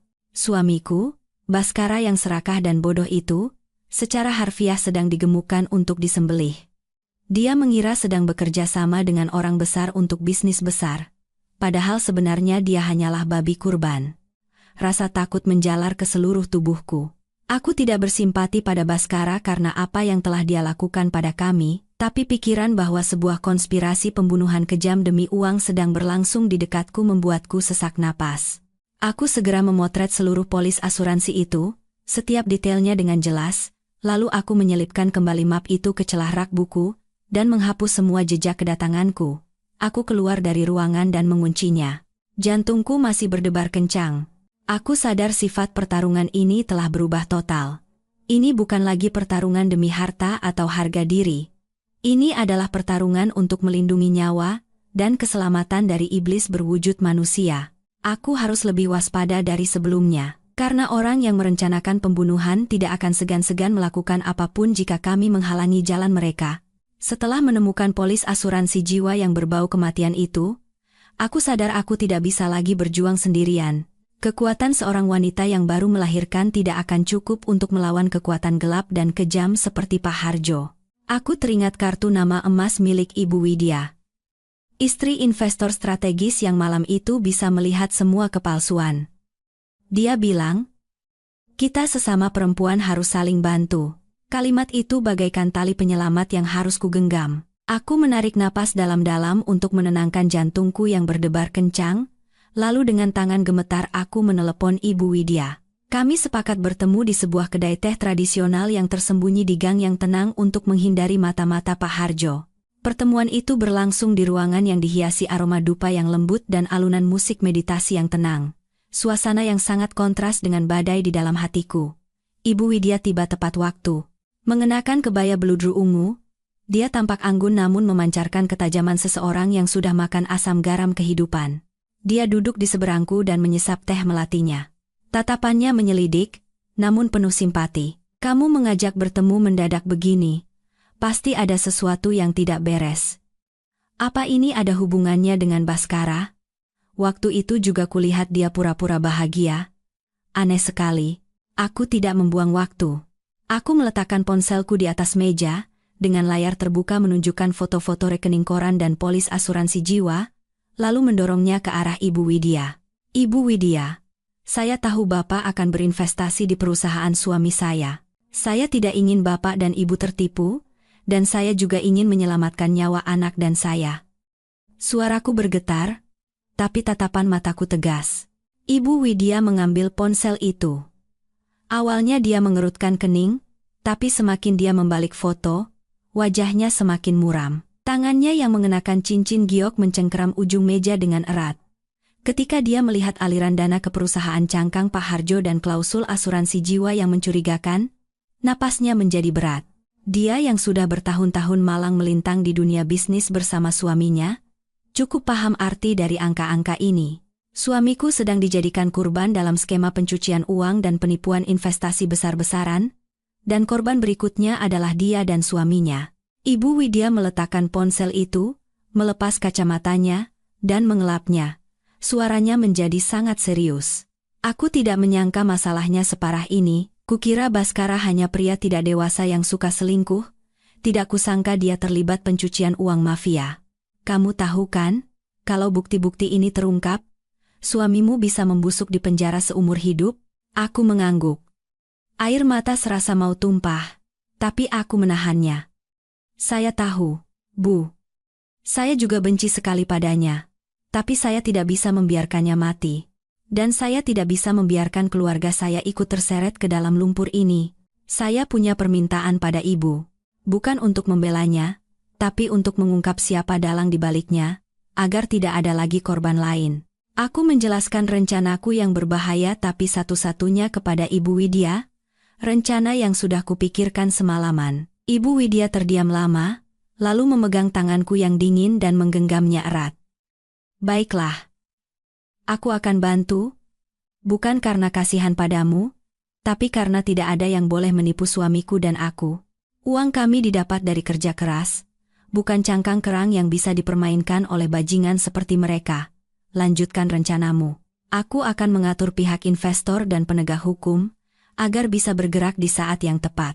Saat meninggalkan kedai teh, langkahku terasa jauh lebih ringan. Aku bukan lagi istri yang pasif menunggu kematian. Aku telah mendapatkan sekutu, dan yang terpenting, aku memegang kartu truf yang menentukan.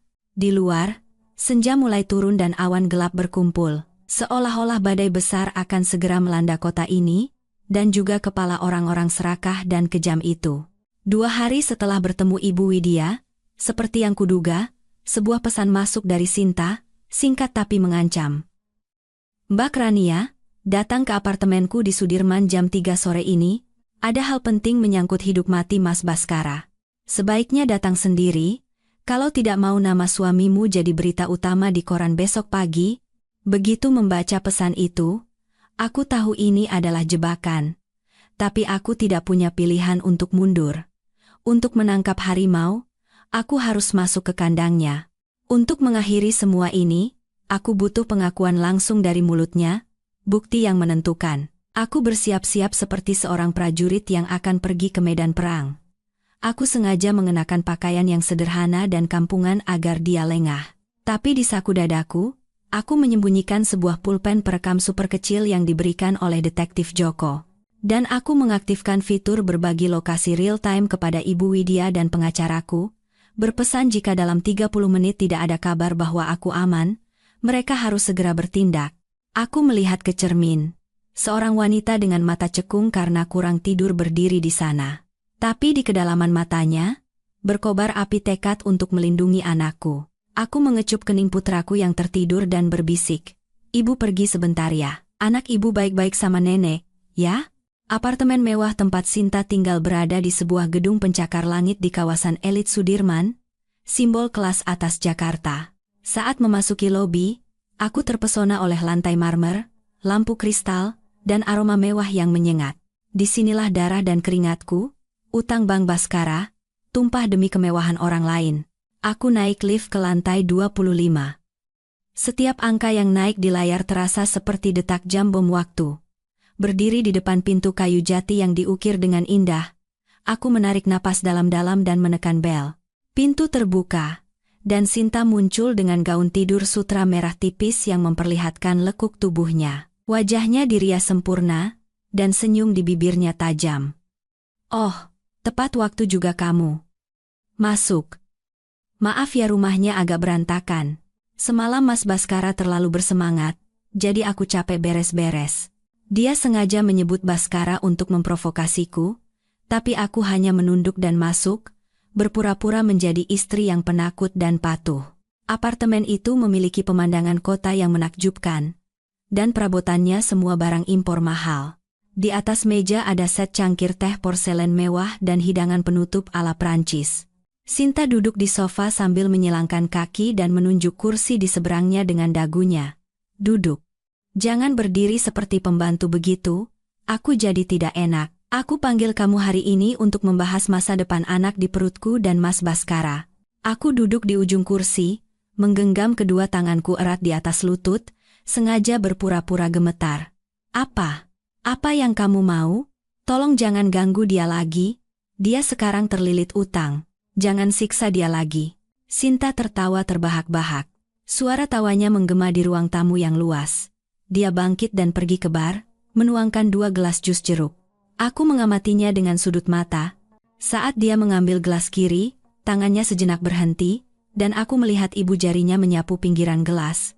Trik murahan, tapi dia yakin akan berhasil pada wanita kampungan sepertiku. "Tenang dulu, ini jus jeruk segar, baru diperas. Sehat, kok?" Sinta meletakkan jus di depanku, matanya berkilat dengan harapan licik. Aku menatap jus jeruk keemasan itu. Tampak segar, tapi aku tahu apa isinya. Udara di dalam ruangan begitu dingin hingga aku bisa mendengar detak jantungku sendiri. Sinta duduk di seberang, matanya yang tajam berbingkai eyeliner menatap lekat-lekat jus jeruk di depanku. Kegelisahan terlihat jelas di balik riasan tebalnya. Dia tidak sabar dan mendesak, "Minum, Mbak. Kenapa malu-malu? Minum dulu baru kita bicara enak. Kamu gemetaran begitu, nanti aku dikira menyiksa ibu yang baru melahirkan."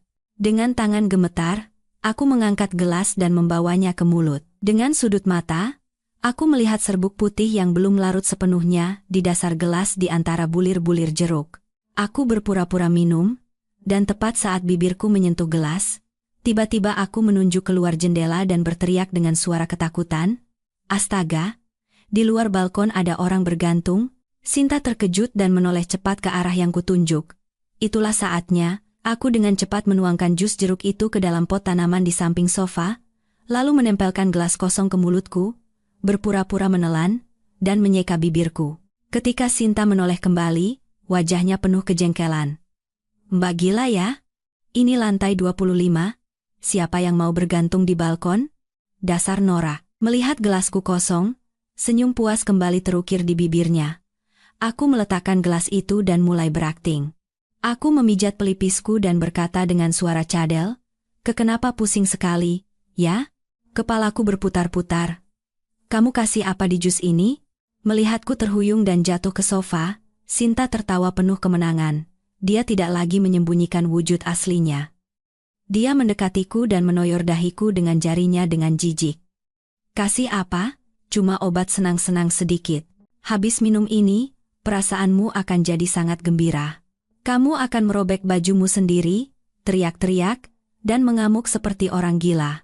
Nanti aku rekam semuanya dan kukirim ke Mas Baskara dan orang-orang kantornya. Kita lihat saja apa harga dirimu sebagai istri teladan itu masih ada." Sinta terus berbicara sambil tertawa gila. Aku memejamkan mata, berpura-pura pingsan, tapi telingaku waspada mendengarkan setiap pengakuannya. Mengira obatnya sudah bekerja karena aku tidak bergerak, Sinta berjalan-jalan di ruangan, menggumam seperti orang gila yang mabuk kemenangan, si bodoh Baskara itu. Dia pikir aku benar-benar mencintainya? Hah, pria pengecut dan serakah seperti itu.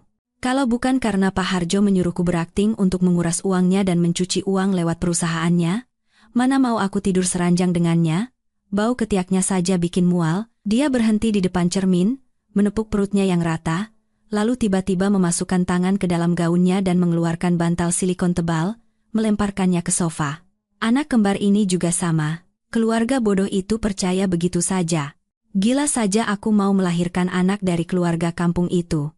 Begitu surat pengalihan saham terakhir ditandatangani dan dana terakhir ditarik, akan kuberikan dia kejutan yang tak akan terlupakan seumur hidupnya. Lalu aku akan kabur ke luar negeri. Di sana aku akan hidup bersenang-senang. Setiap kata-katanya menjadi bukti yang menentukan, terekam dengan jelas di alat perekam di sakuku. Aku merasa sesak mendengar kebenaran tentang pria yang pernah menjadi suamiku, tetapi pada saat yang sama, aku merasakan kepuasan. Sinta terlalu percaya diri, dan kesombongannya itulah yang akan menjadi kuburannya. Dia tidak sadar bahwa penonton sandiwaranya ini bukan hanya aku. Sinta masih terus mencaci maki aku dan keluarga mertuaku sambil mencoba-coba pakaian mewah yang dibeli dengan uang Baskara di depan cermin. Mertua tua itu juga sama saja. Serakahnya minta ampun. Begitu aku pamer hamil palsu, matanya langsung hijau, melayaniku seperti ratu. Lihat saja, nanti pas aku kabur, akan kukirimkan potongan silikon ini sebagai hadiah, biar dia peluk saja cucu dari karet itu. Dia tertawa terbahak-bahak membayangkan kemenangannya yang gemilang. Saat dia berada di puncak euforianya, aku perlahan bangkit. Aku merapikan rambutku, menegakkan punggungku, dan menatapnya tajam melalui cermin. Melihat gerakanku, Sinta terkejut dan menoleh. Senyum di bibirnya lenyap, digantikan oleh ketakutan yang luar biasa. "Kakakmu, bagaimana bisa? Kamu baik-baik saja? Obatnya belum bekerja?" Dia tergagap, mundur, dan mencari ponselnya. Aku bangkit dengan tenang dan membersihkan debu di bajuku. Suaraku dingin dan tegas. Setiap kata terdengar jelas. "Obatmu bagus kok. Sayangnya, pot bunga itu yang meminumnya." Aktingku cukup meyakinkan, kan? Sayang sekali harus berakhir terlalu cepat, Dick. Aku mengeluarkan ponsel yang terpasang dengan cerdik di tasku. Layarnya menunjukkan siaran langsung yang sedang berlangsung di grup pribadi bernama Rapat Umum Pemegang Saham Baskara Development. Aku mengangkat layar itu ke arah Sinta dan tersenyum sinis. "Ayo, sapa dulu penontonmu. Sekarang ada lebih dari 20 orang yang menonton. Para investor besar, dan terutama, Mas Baskara yang sedang menikmati akting hebatmu dari kantornya. Dia pasti sangat terharu mendengar penilaianmu tentang bau badan dan kecerdasannya." Melihat layar ponsel, mata Sinta melotot, wajahnya pucat pasi. Di layar, komentar-komentar mengalir deras. "Gila, ini penipuan nasional. Cepat lapor polisi.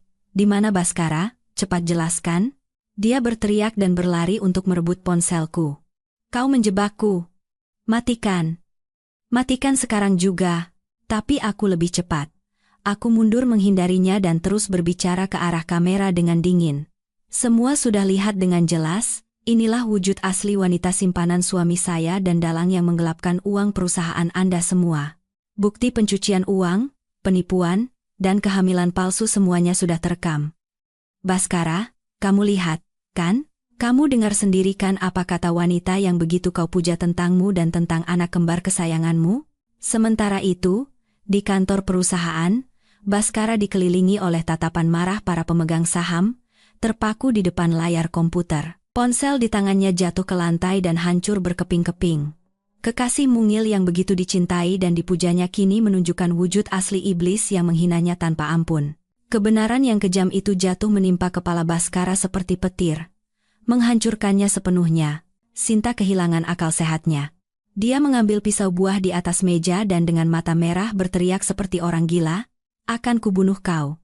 Akan kubunuh kau yang sudah merusak rencanaku." Dia berlari ke arahku seperti binatang yang terpojok, tapi aku tidak takut. Aku tahu keadilan sedang menunggu di luar pintu. Tepat saat ujung pisau tajam itu meluncur ke arah dadaku, suara BRAK yang keras terdengar saat pintu apartemen didobrak. Pintu kayu jati itu hancur dan terlempar ke lantai marmer. Sebelum aku sadar, sebuah bayangan melesat masuk seperti badai dan menepis lengan Sinta. Pisau itu menancap dalam di sofa. Itu adalah detektif Joko. Di belakangnya, 2 orang polisi dan pengacaraku mengikuti. Sinta dilumpuhkan di lantai. Wajahnya yang penuh riasan kini berkerut karena sakit dan takut. Dia meronta-ronta seperti ikan di atas talenan sambil berteriak, "Lepaskan! Siapa kalian? Ini rumahku. Akan kutuntut kalian karena masuk tanpa izin."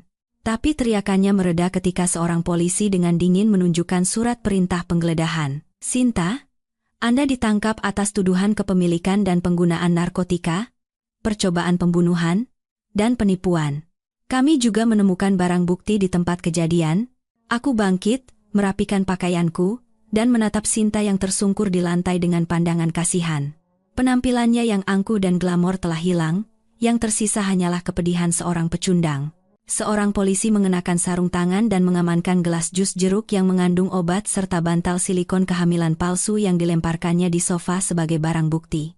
Melihat bayi karetnya disita sebagai barang bukti, wajah Sinta pucat pasi. Dia sadar sandiwaranya telah berakhir. Aku mendekatinya, menatap matanya lurus, dan menyindir, "Sinta, kubilang juga apa? Kalau terlalu mendalami peran, nanti tidak bisa keluar. Apartemen dengan pemandangan indah ini memang bagus, tapi tidak ada jeruji besi yang bisa melindungimu dari hukum. Selamat menikmati bimbingan pra-melahirkan di penjara ya." "Oh iya, maksudku bantal silikonmu itu?" Sinta menatapku dengan mata penuh dendam. Tapi selain isak tangis yang tertahan, dia tidak bisa berkata apa-apa. Setelah Sinta digiring pergi dengan tangan di borgol, aku pergi ke balkon dan menghirup udara segar dalam-dalam. Angin bertiup kencang, seolah meniup pergi semua kegelapan dan ketakutan yang telah menekan jiwaku selama beberapa bulan terakhir. Aku menatap mobil-mobil di bawah yang terlihat sekecil semut, merasakan beban seberat ribuan ton terangkat dari pundakku.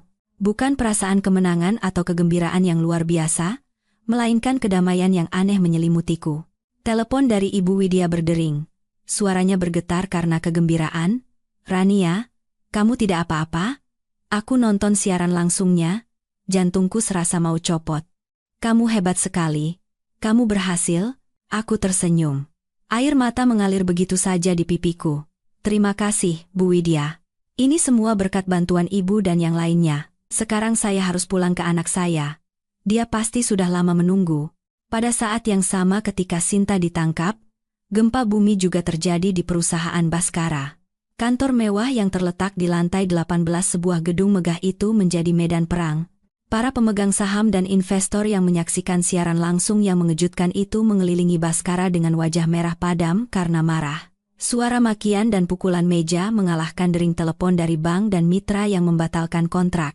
Baskara duduk terpaku di kursi direkturnya.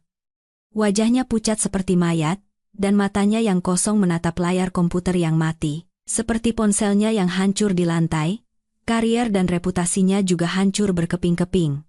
Dia tidak pernah membayangkan bahwa istri kampung yang diremehkannya bisa melancarkan pukulan mematikan seperti ini. Semua rahasia gelap dan kebohongan yang telah lama disembunyikannya dengan susah payah kini terbongkar di depan umum. Pintu kantor terbuka, dan polisi serta jaksa masuk. Ruangan yang tadinya bising mendadak hening. Seorang komandan membacakan surat perintah penangkapan untuk Baskara dan Pak Harjo. Tuduhannya adalah manipulasi saham, penipuan, dan pencucian uang. Pak Harjo yang selalu berwibawa juga berdiri di sana dengan tangan di borgol, menunduk. Saat borgol dingin itu mengunci pergelangan tangannya, Baskara akhirnya sadar. Dia meronta-ronta dengan putus asa dan berteriak, "Saya tidak bersalah. Saya tidak tahu apa-apa. Semuanya perintah Pak Harjo dan Sinta. Saya juga korban." Tapi Pak Harjo di sampingnya meludah ke lantai dan menggeram, "Omong kosong. Dokumen pinjaman, perintah transfer, semuanya tanda tanganmu. Salahkan keserakahanmu sendiri." Kaki Baskara lemas dan dia jatuh terduduk. Dia diseret pergi oleh polisi. Dia mencari-cari tatapan simpati di sekelilingnya, tapi yang dia dapatkan hanyalah pandangan jijik dan marah dari para karyawannya. Dia menoleh untuk terakhir kalinya ke kursi direktur yang kini kosong dan dingin, Tempat dia pernah memimpikan akan memimpin grup bernilai triliunan. Saat diseret di antara polisi, tiba-tiba aku terlintas di benaknya. Bubur hangat yang selalu kumasak saat dia sakit, malam-malam kami begadang bersama mengurus pembukuan di awal usahanya. Penyesalan datang, tapi sudah terlambat. Dia meneriakkan namaku. Rania. Tolong aku. Aku salah. Rania. Teriakannya yang memilukan menggema di koridor, tetapi yang menjawab hanyalah keheningan yang mencekam. Aku tidak ada di sana, dan kalaupun ada, aku tidak akan pernah menoleh pada pria yang telah menghancurkan keluarganya sendiri karena keserakahan dan nafsu. Sementara itu, di rumah, Ibu Ratna masih tenggelam dalam mimpi menjadi ratu. Dia berbaring di sofa menonton sinetron sambil makan anggur impor, menghitung-hitung film mana yang akan dibeli saat Baskara sukses. Dia sama sekali tidak tahu tentang siaran langsung yang mengejutkan atau penangkapan putranya. Aku telah mengambil kartu SIM ponsel bututnya dengan alasan mengganti nama. Tenggelam dalam mimpi, Ibu Ratna terkejut oleh suara gedoran pintu yang seolah akan merobohkan rumah. Saat dia buru-buru membuka pintu, sekelompok pria berwajah sangar dengan tato di sekujur tubuh menerobos masuk. Pemimpin mereka yang berkepala plontos dan berkalung emas tebal seperti rantai anjing mengangkat dagunya dan bertanya, "Di mana Baskara?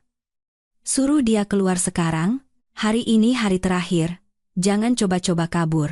Ibu Ratna ketakutan dan tergagap. "Ada perlu apa dengan anak saya?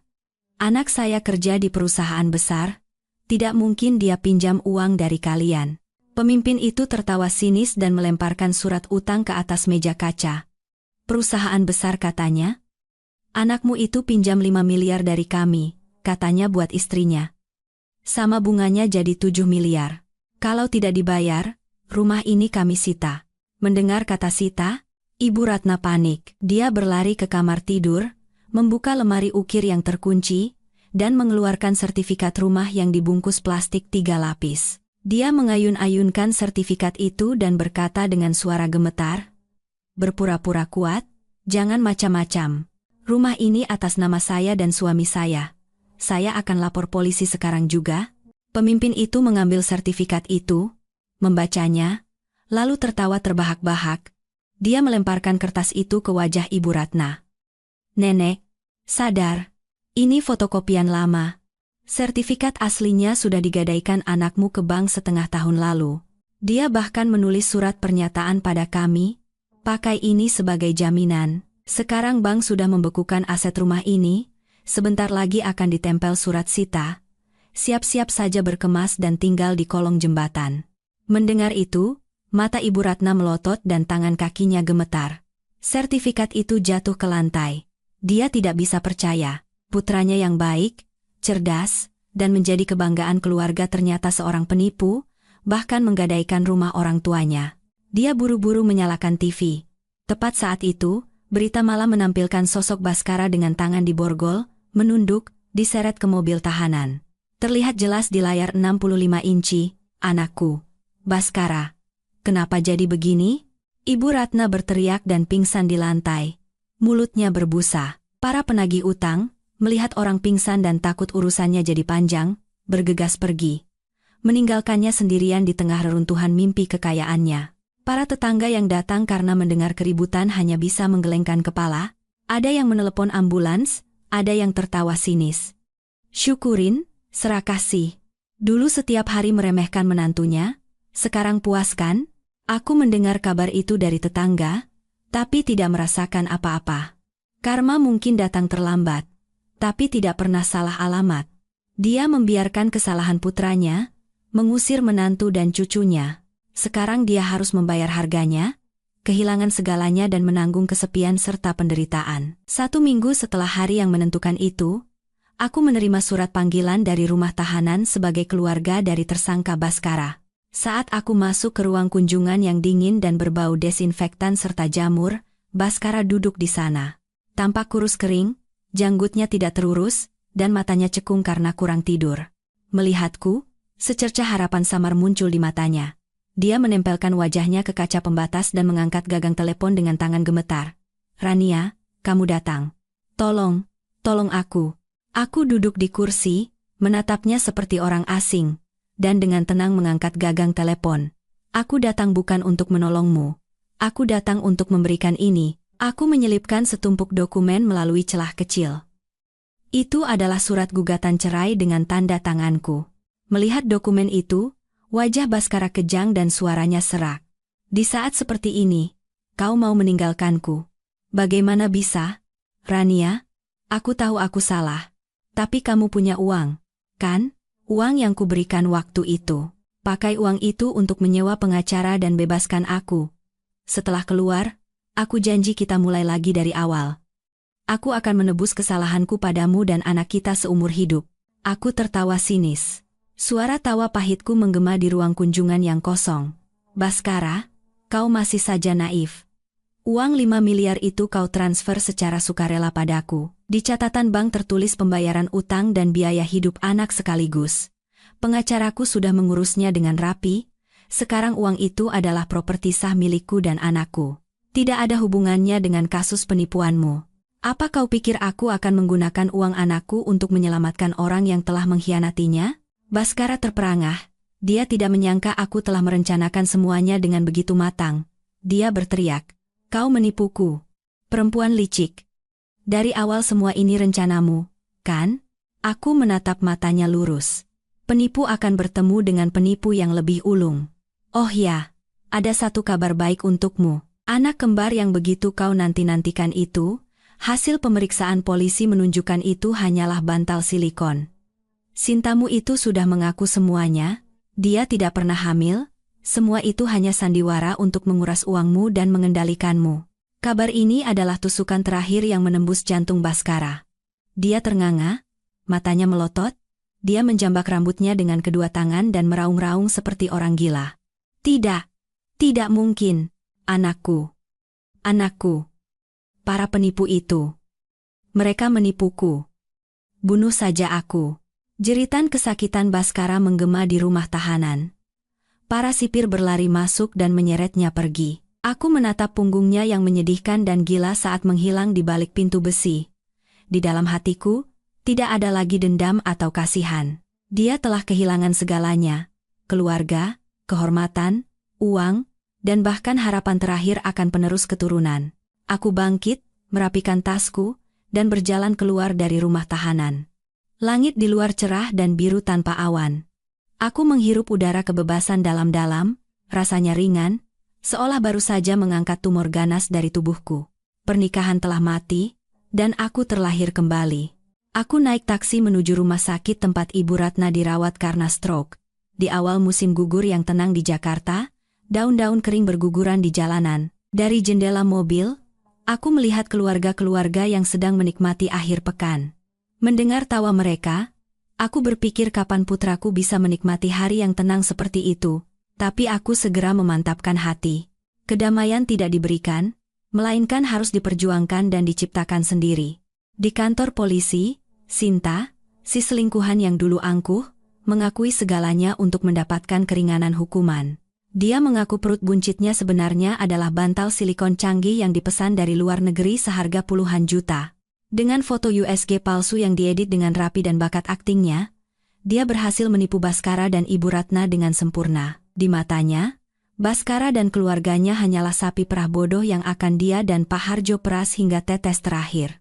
Aku masuk ke kamar Ibu Ratna. Bau desinfektan yang menyengat membuatku mengerutkan kening. Dia terbaring di ranjang putih. Setelah pingsan karena stroke ringan saat para penagih utang datang, separuh tubuh kirinya lumpuh. Wajahnya miring, dan air liur menetes dari sudut bibirnya, membasahi bantal. Melihatku masuk, secercah kemarahan samar muncul di matanya. Dia secara refleks ingin memakiku, tetapi yang keluar hanyalah suara erangan tak berarti. Aku duduk di kursi di samping ranjang, wanita yang pernah mengusirku dari rumah dan mengejekku karena tidak bisa punya anak kini terbaring seperti sebatang kayu lapuk. Bukan perasaan puas, melainkan kesedihan atas tragedi yang disebabkan oleh keserakahan manusia yang kurasakan. Aku mengeluarkan hasil pemeriksaan polisi dari tasku, dan meletakkannya dengan lembut di atas dadanya. Suaraku rendah dan jelas. Ibu, sebagai menantu, saya datang untuk terakhir kalinya. Saya rasa ibu harus tahu kebenaran ini agar bisa sadar. Cucu kesayangan yang ibu tunggu-tunggu siang dan malam, anak yang karenanya ibu mengusir saya dan putra saya, anak itu tidak pernah ada. Sinta sudah mengaku semuanya. Itu hanya perut palsu dari karet, wanita itu menipu ibu dan bapak untuk merebut harta, dan menjadikan rumah kita sebagai mesin cuci uang mereka.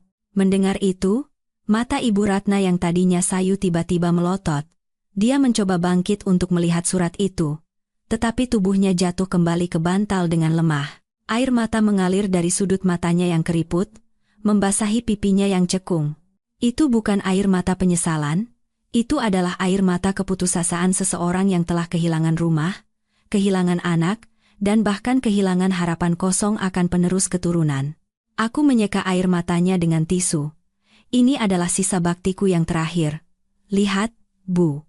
Tidak ada yang bisa lari dari karma. Ibu membuang cucu kandung dan dibutakan oleh emas palsu. Akhirnya apa yang ibu dapatkan? Anak masuk penjara, rumah disita, cucu ternyata palsu. Selama ibu terbaring di sini, apakah Sinta pernah sekalipun datang menjenguk? Justru menantu yang begitu ibu benci ini yang datang dan membayar biaya rumah sakit ibu. Ibu Ratna memejamkan mata. Seluruh tubuhnya kejang, dan isak tangis yang keluar dari tenggorokannya terdengar seperti raungan binatang yang sekarat.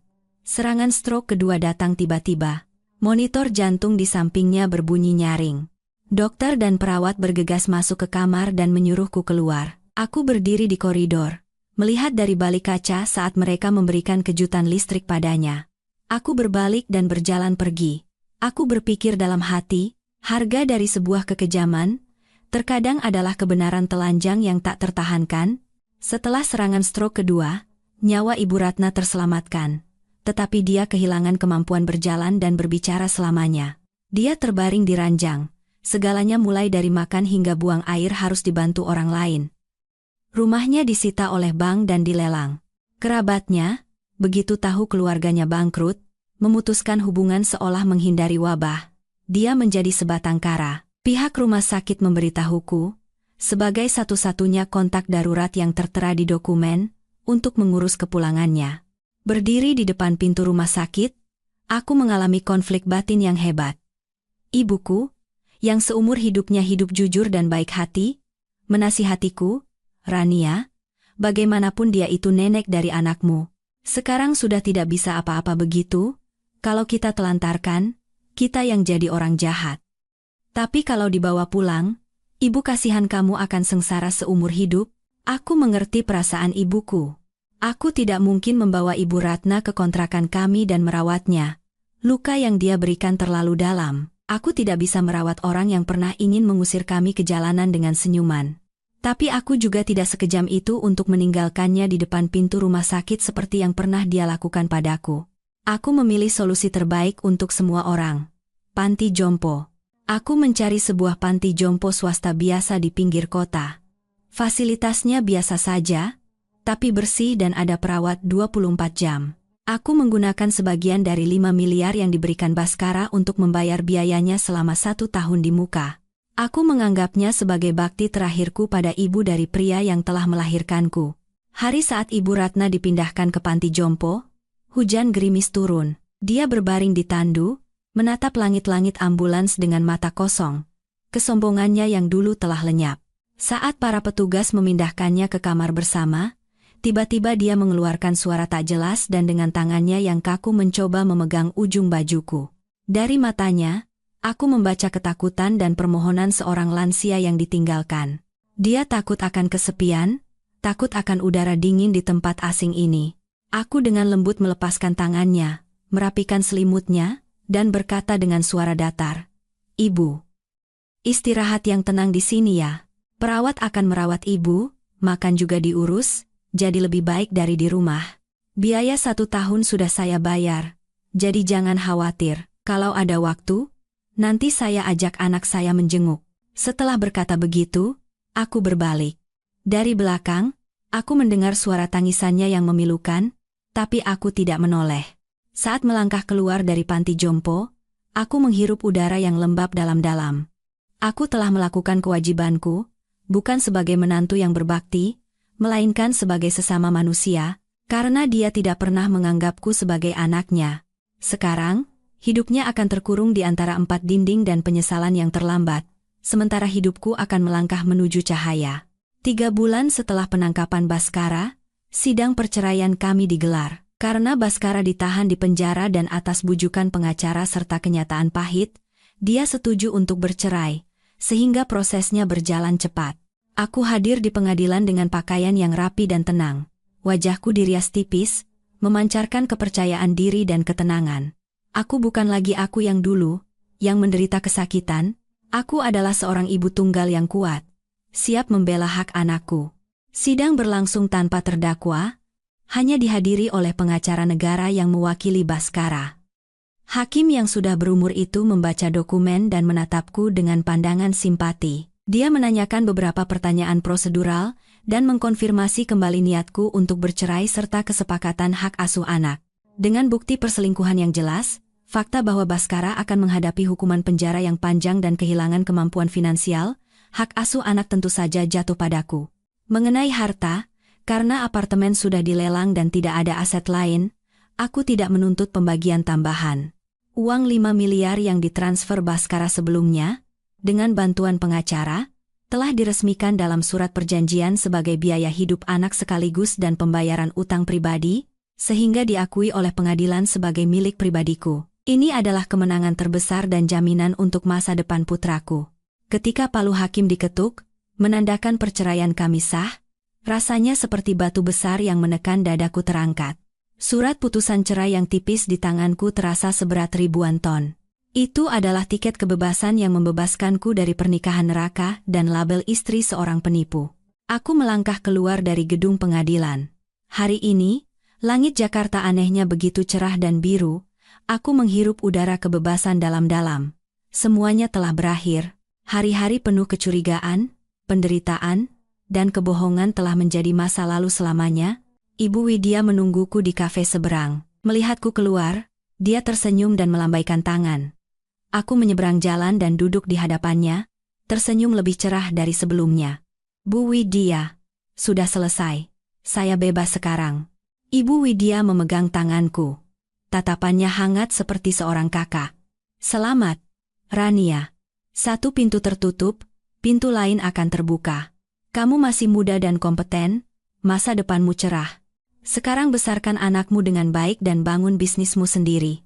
Aku mengangguk penuh harapan. Aku tahu jalan di depan akan terjal, tapi aku tidak takut.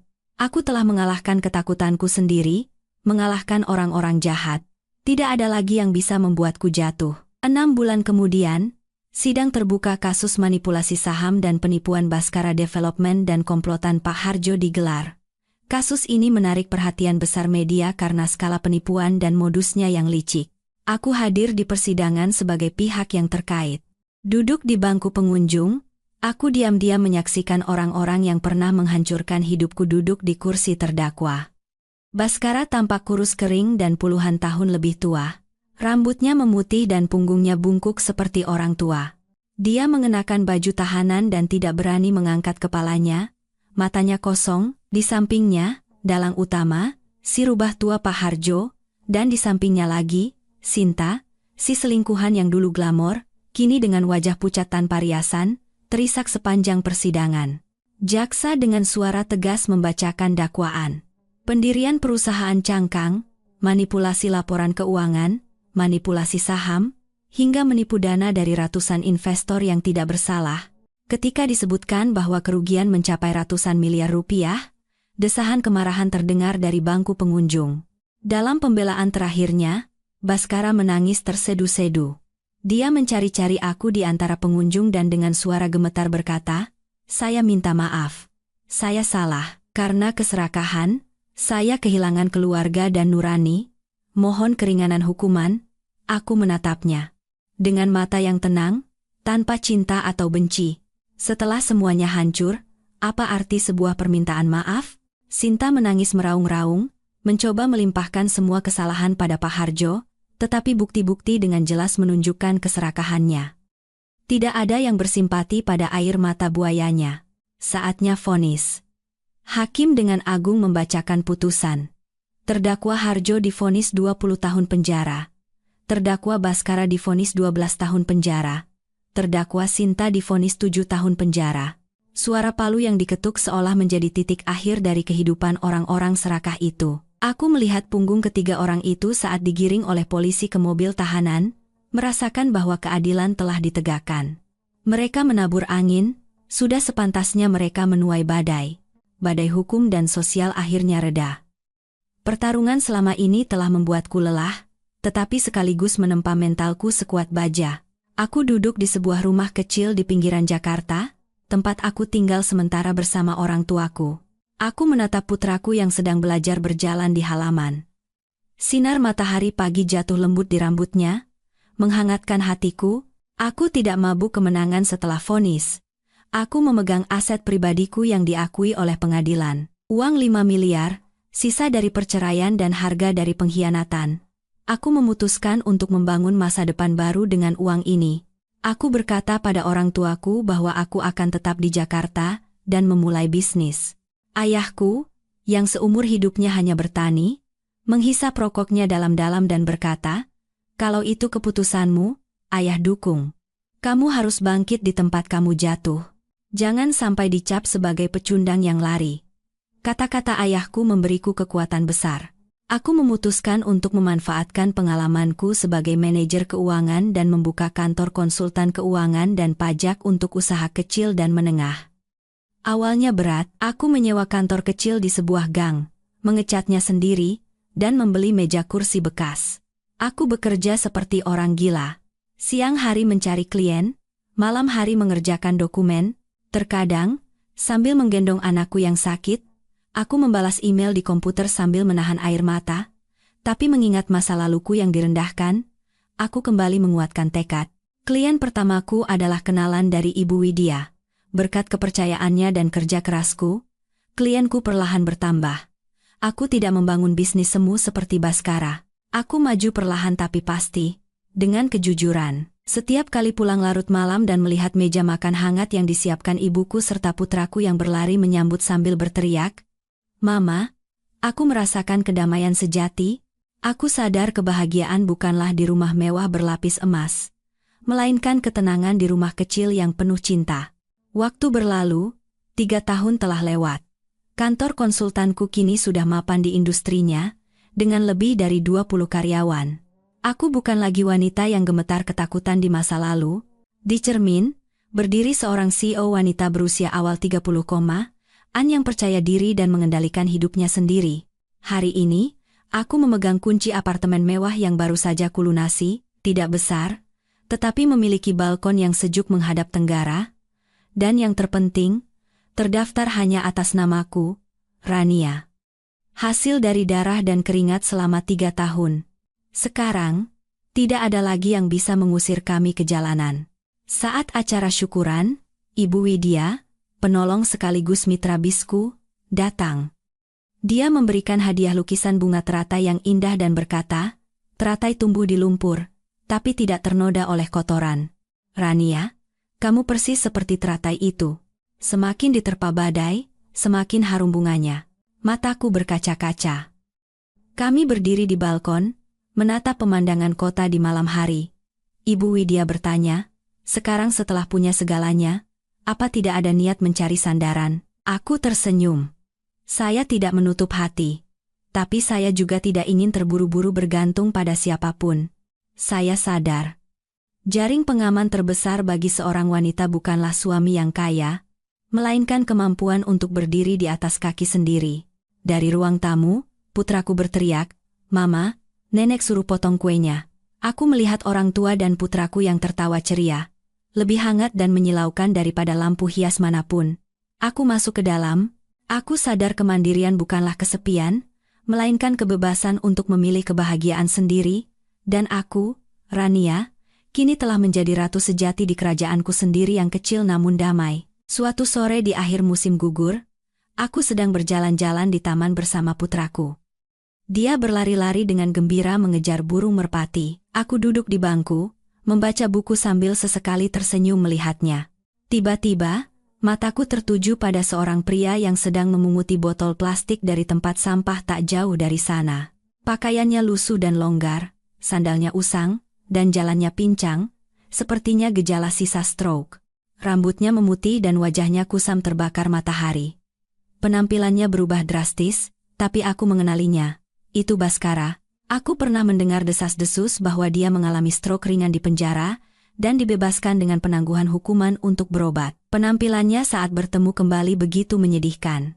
Baskara mengangkat kepala dan tak sengaja tatapan kami bertemu. Tubuhnya bergetar. Dia menatapku yang berpenampilan rapi dan anakku yang bermain di dekatnya secara bergantian. Dia mengenali putranya. Matanya memerah. Dia melangkah maju satu langkah ke arah kami, lalu berhenti. Dia menunduk melihat penampilannya yang kumal, lalu kembali menatap kami yang bersih dan rapi. Rasa malu dan hina seolah menelannya. Baskara buru-buru memalingkan wajah, menekan topinya dalam-dalam, dan menghilang di antara kerumunan. Dia lari dari masa lalunya, dari kenyataan bahwa dia telah kehilangan hal-hal yang paling berharga.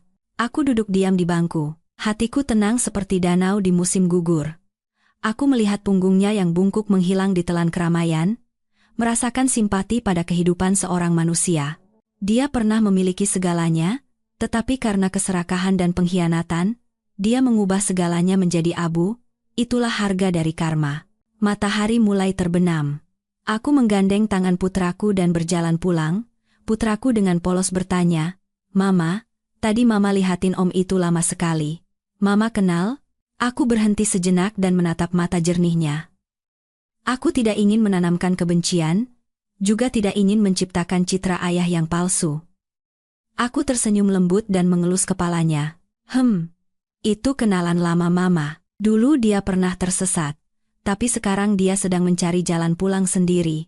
Setiap orang harus bertanggung jawab atas perbuatannya sendiri. Ya, Nak? Anakku mengangguk. Tawa riangnya berpadu dengan hiruk-pikuk kota, menciptakan musik yang hidup. Aku menggenggam erat tangan mungilnya. Dulu aku menderita karena berpikir telah kehilangan keluarga yang utuh, tapi sekarang aku sadar. Keluarga adalah tempat di mana ada cinta dan kedamaian. Keluarga baru kami, dengan cara kami sendiri, adalah keluarga yang paling utuh. Aku telah melewati badai, dan pernah hancur di ujung keputusasaan. Tapi penderitaan itulah yang membentuk diriku sekarang. Aku tidak lagi terikat oleh masa lalu, memaafkan yang sesungguhnya adalah melupakan musuh dan menjalani hidupku sendiri dengan damai. Di bawah cahaya lampu jalan, bayangan kami berdua memanjang dan menyatu. Aku akan terus melangkah maju dengan hati yang penuh harapan. Kedamaian sejati bukanlah di tempat yang tidak ada badai, melainkan menemukan ketenangan hati di tengah badai.